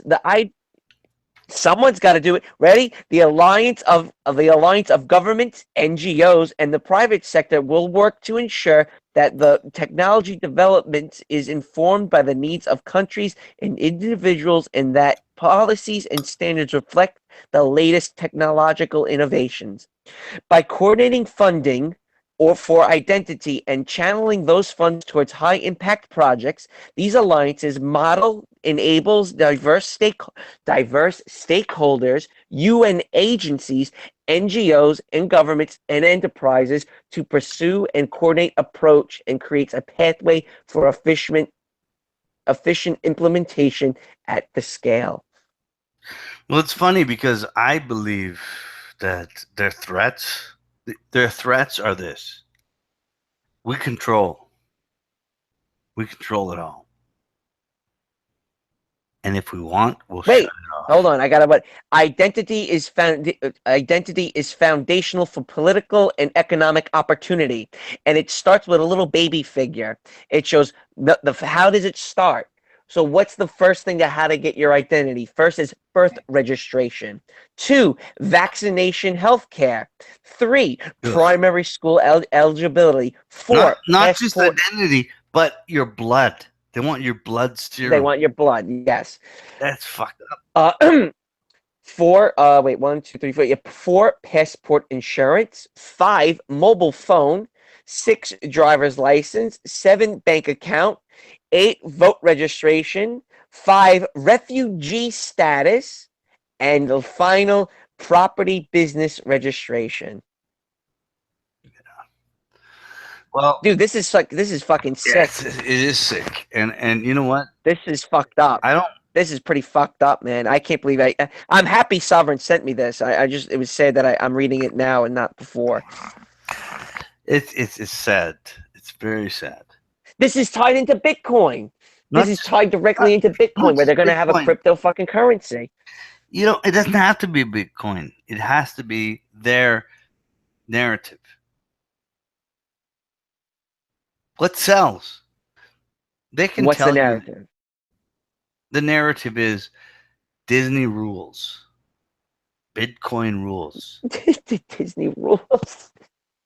Disney rules. I love it. I love it, Bitcoin man. rules. Bitcoin That's the rules. narrative. Yes. And that's where the narrative will be. That's where the money happens. That's where it has to be. Is there anything else you want to cover for tonight? No, we're good. We're good. I could keep going, or you sound tired. Yeah, I'm getting tired, man. Okay, guys. Thank you for watching tonight. So look up, guys. Look up ID 2020. I definitely recommend that. You know, I think that I just started reading this, so I'm going to do a little bit more reading on this topic. But Say it yeah, again. The link. it's pretty wild. Say the link again. ID 2020.com. Okay. Yeah. Identification for the year 2020, funded by the Rockefellers, and it's linked to sustainable development, which is what? Agenda 21. What's happening in California? They're burning people's land. Yeah. And going to hoard everybody in little areas. This is the agenda, folks. This is where we're going. Wake up. And I agree with MGTOW. I understand MGTOW. But again, you know, there's a problem with it. You're not working. You're not taking out your enemies. Yeah. You're being corralled into a corner. God, man. This is bad. This is bad news. Listen to what Nick is saying. Say it again, Nick. What, you're being corralled into a corner? Yes. Push it. Well, I know you love MGTOW, I understand. You know, you had me laughing a couple of weeks ago. Like, I'm gonna get my marshmallows. Yeah. Right. I'm gonna get my hot cocoa and watch it all burn down. Yeah. But you know, you're standing on the sidelines. Eventually, the football game's happening in front of you, and you're on the sidelines. Well, guess what? The running back is going to run off sidelines and blast you away. Yeah. Well, you're talking truth, man, and I'm thinking about it. Well, there's no other. You know, you really don't have much of a choice. But people gotta work together. You guys gotta work. You going to Thailand and banging Thai whores is not very MGTOW. You removing yourself from the equation is not helping the fucking problem. And in fact, you're causing a bigger problem, and you're infesting those nations with your white knight nonsense by giving your little Thai hooker $800 a month. Well, we need to understand that what has to happen is the equation needs to be readjusted. We need to readjust the equation. And when it comes to men and their nativity. What does that mean? Nativity. The nativity of Jesus Christ. When you say nativity, I'm thinking of the nativity set. This is what I'm talking about, man. The nativity of men. Right? The nativity of men. Let's stop thinking that it is about men alone, but how men behave. That's what MGTOW is. Well, we're being brainwashed, like I just said, with the NFL and with the UFC Yes, shit. they're being brainwashed. How about the They people? Wait, yo. So wait. Let me go back to that list of fucking enemies I got yeah, here. yeah. Hold on. Okay, wait. You were talking about Ruben Sturman, dubbed the Walt Disney of porn, started making porn magazines and was arrested for it in the 50s and 60s. Kill Al them. Goldstein, he's already dead. Al Goldstein, publisher of Screw magazine, quoted saying, "Christ sucks. Kill them. Catholics suck. Porn is a way of defiling Christian culture as it penetrates to the very heart of American mainstream. Kill them. I'm God. Fuck God. God is your need to believe in some super being. I'm the super being." Kill Okay? them. Alex Konsky, a circuit judge ruling against Alex ruling. Well, I'm sorry, Alex Konstein, circuit judge ruling against Trump travel ban. Another one. Kill So them. I wanted to, kill them. Well, unfortunately, they're a species of people we're not allowed to discuss, are we? All right, stop. The species of people you're talking about, if you go through religious historicity, you will find that, man, it's going to become Catholic, Christian, or Muslim, whether you like it or not. But the historicity of it is very simple. There was a group of people that did not agree with God's will. What?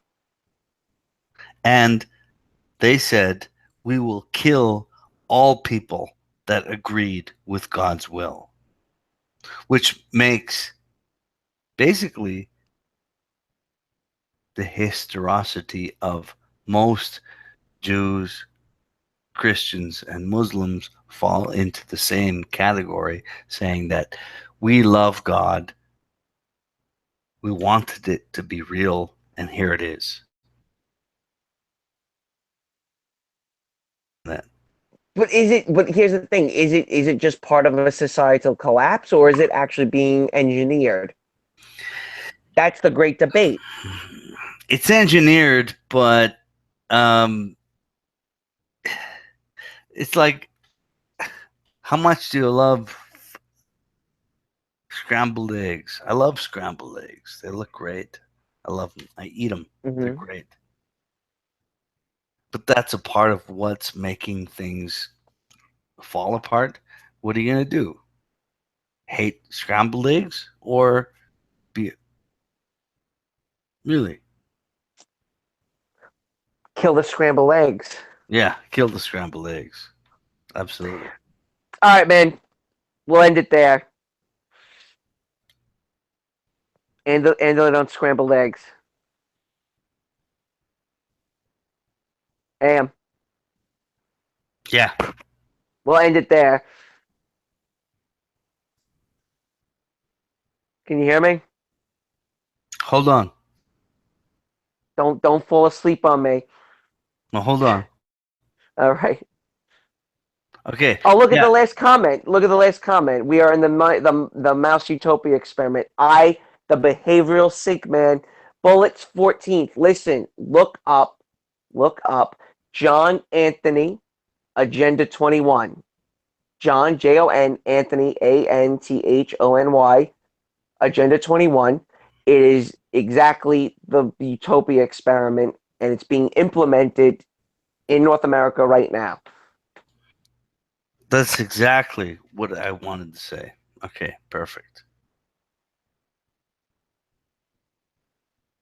All right, we'll take this off air. We'll chat a bit more. Okay. All right, man. Thanks for having me tonight and me having you. Me having you, yes. Thank you always. Merry Christmas, everybody. Yeah. Hug your loved ones. Get a little drunk. Yeah. Talk politics with your family. Always do that. Go to Piss off sleep. everybody Go to sleep. and go to sleep. Yeah, go to sleep. Hang out and go to sleep. I love you all. Take care.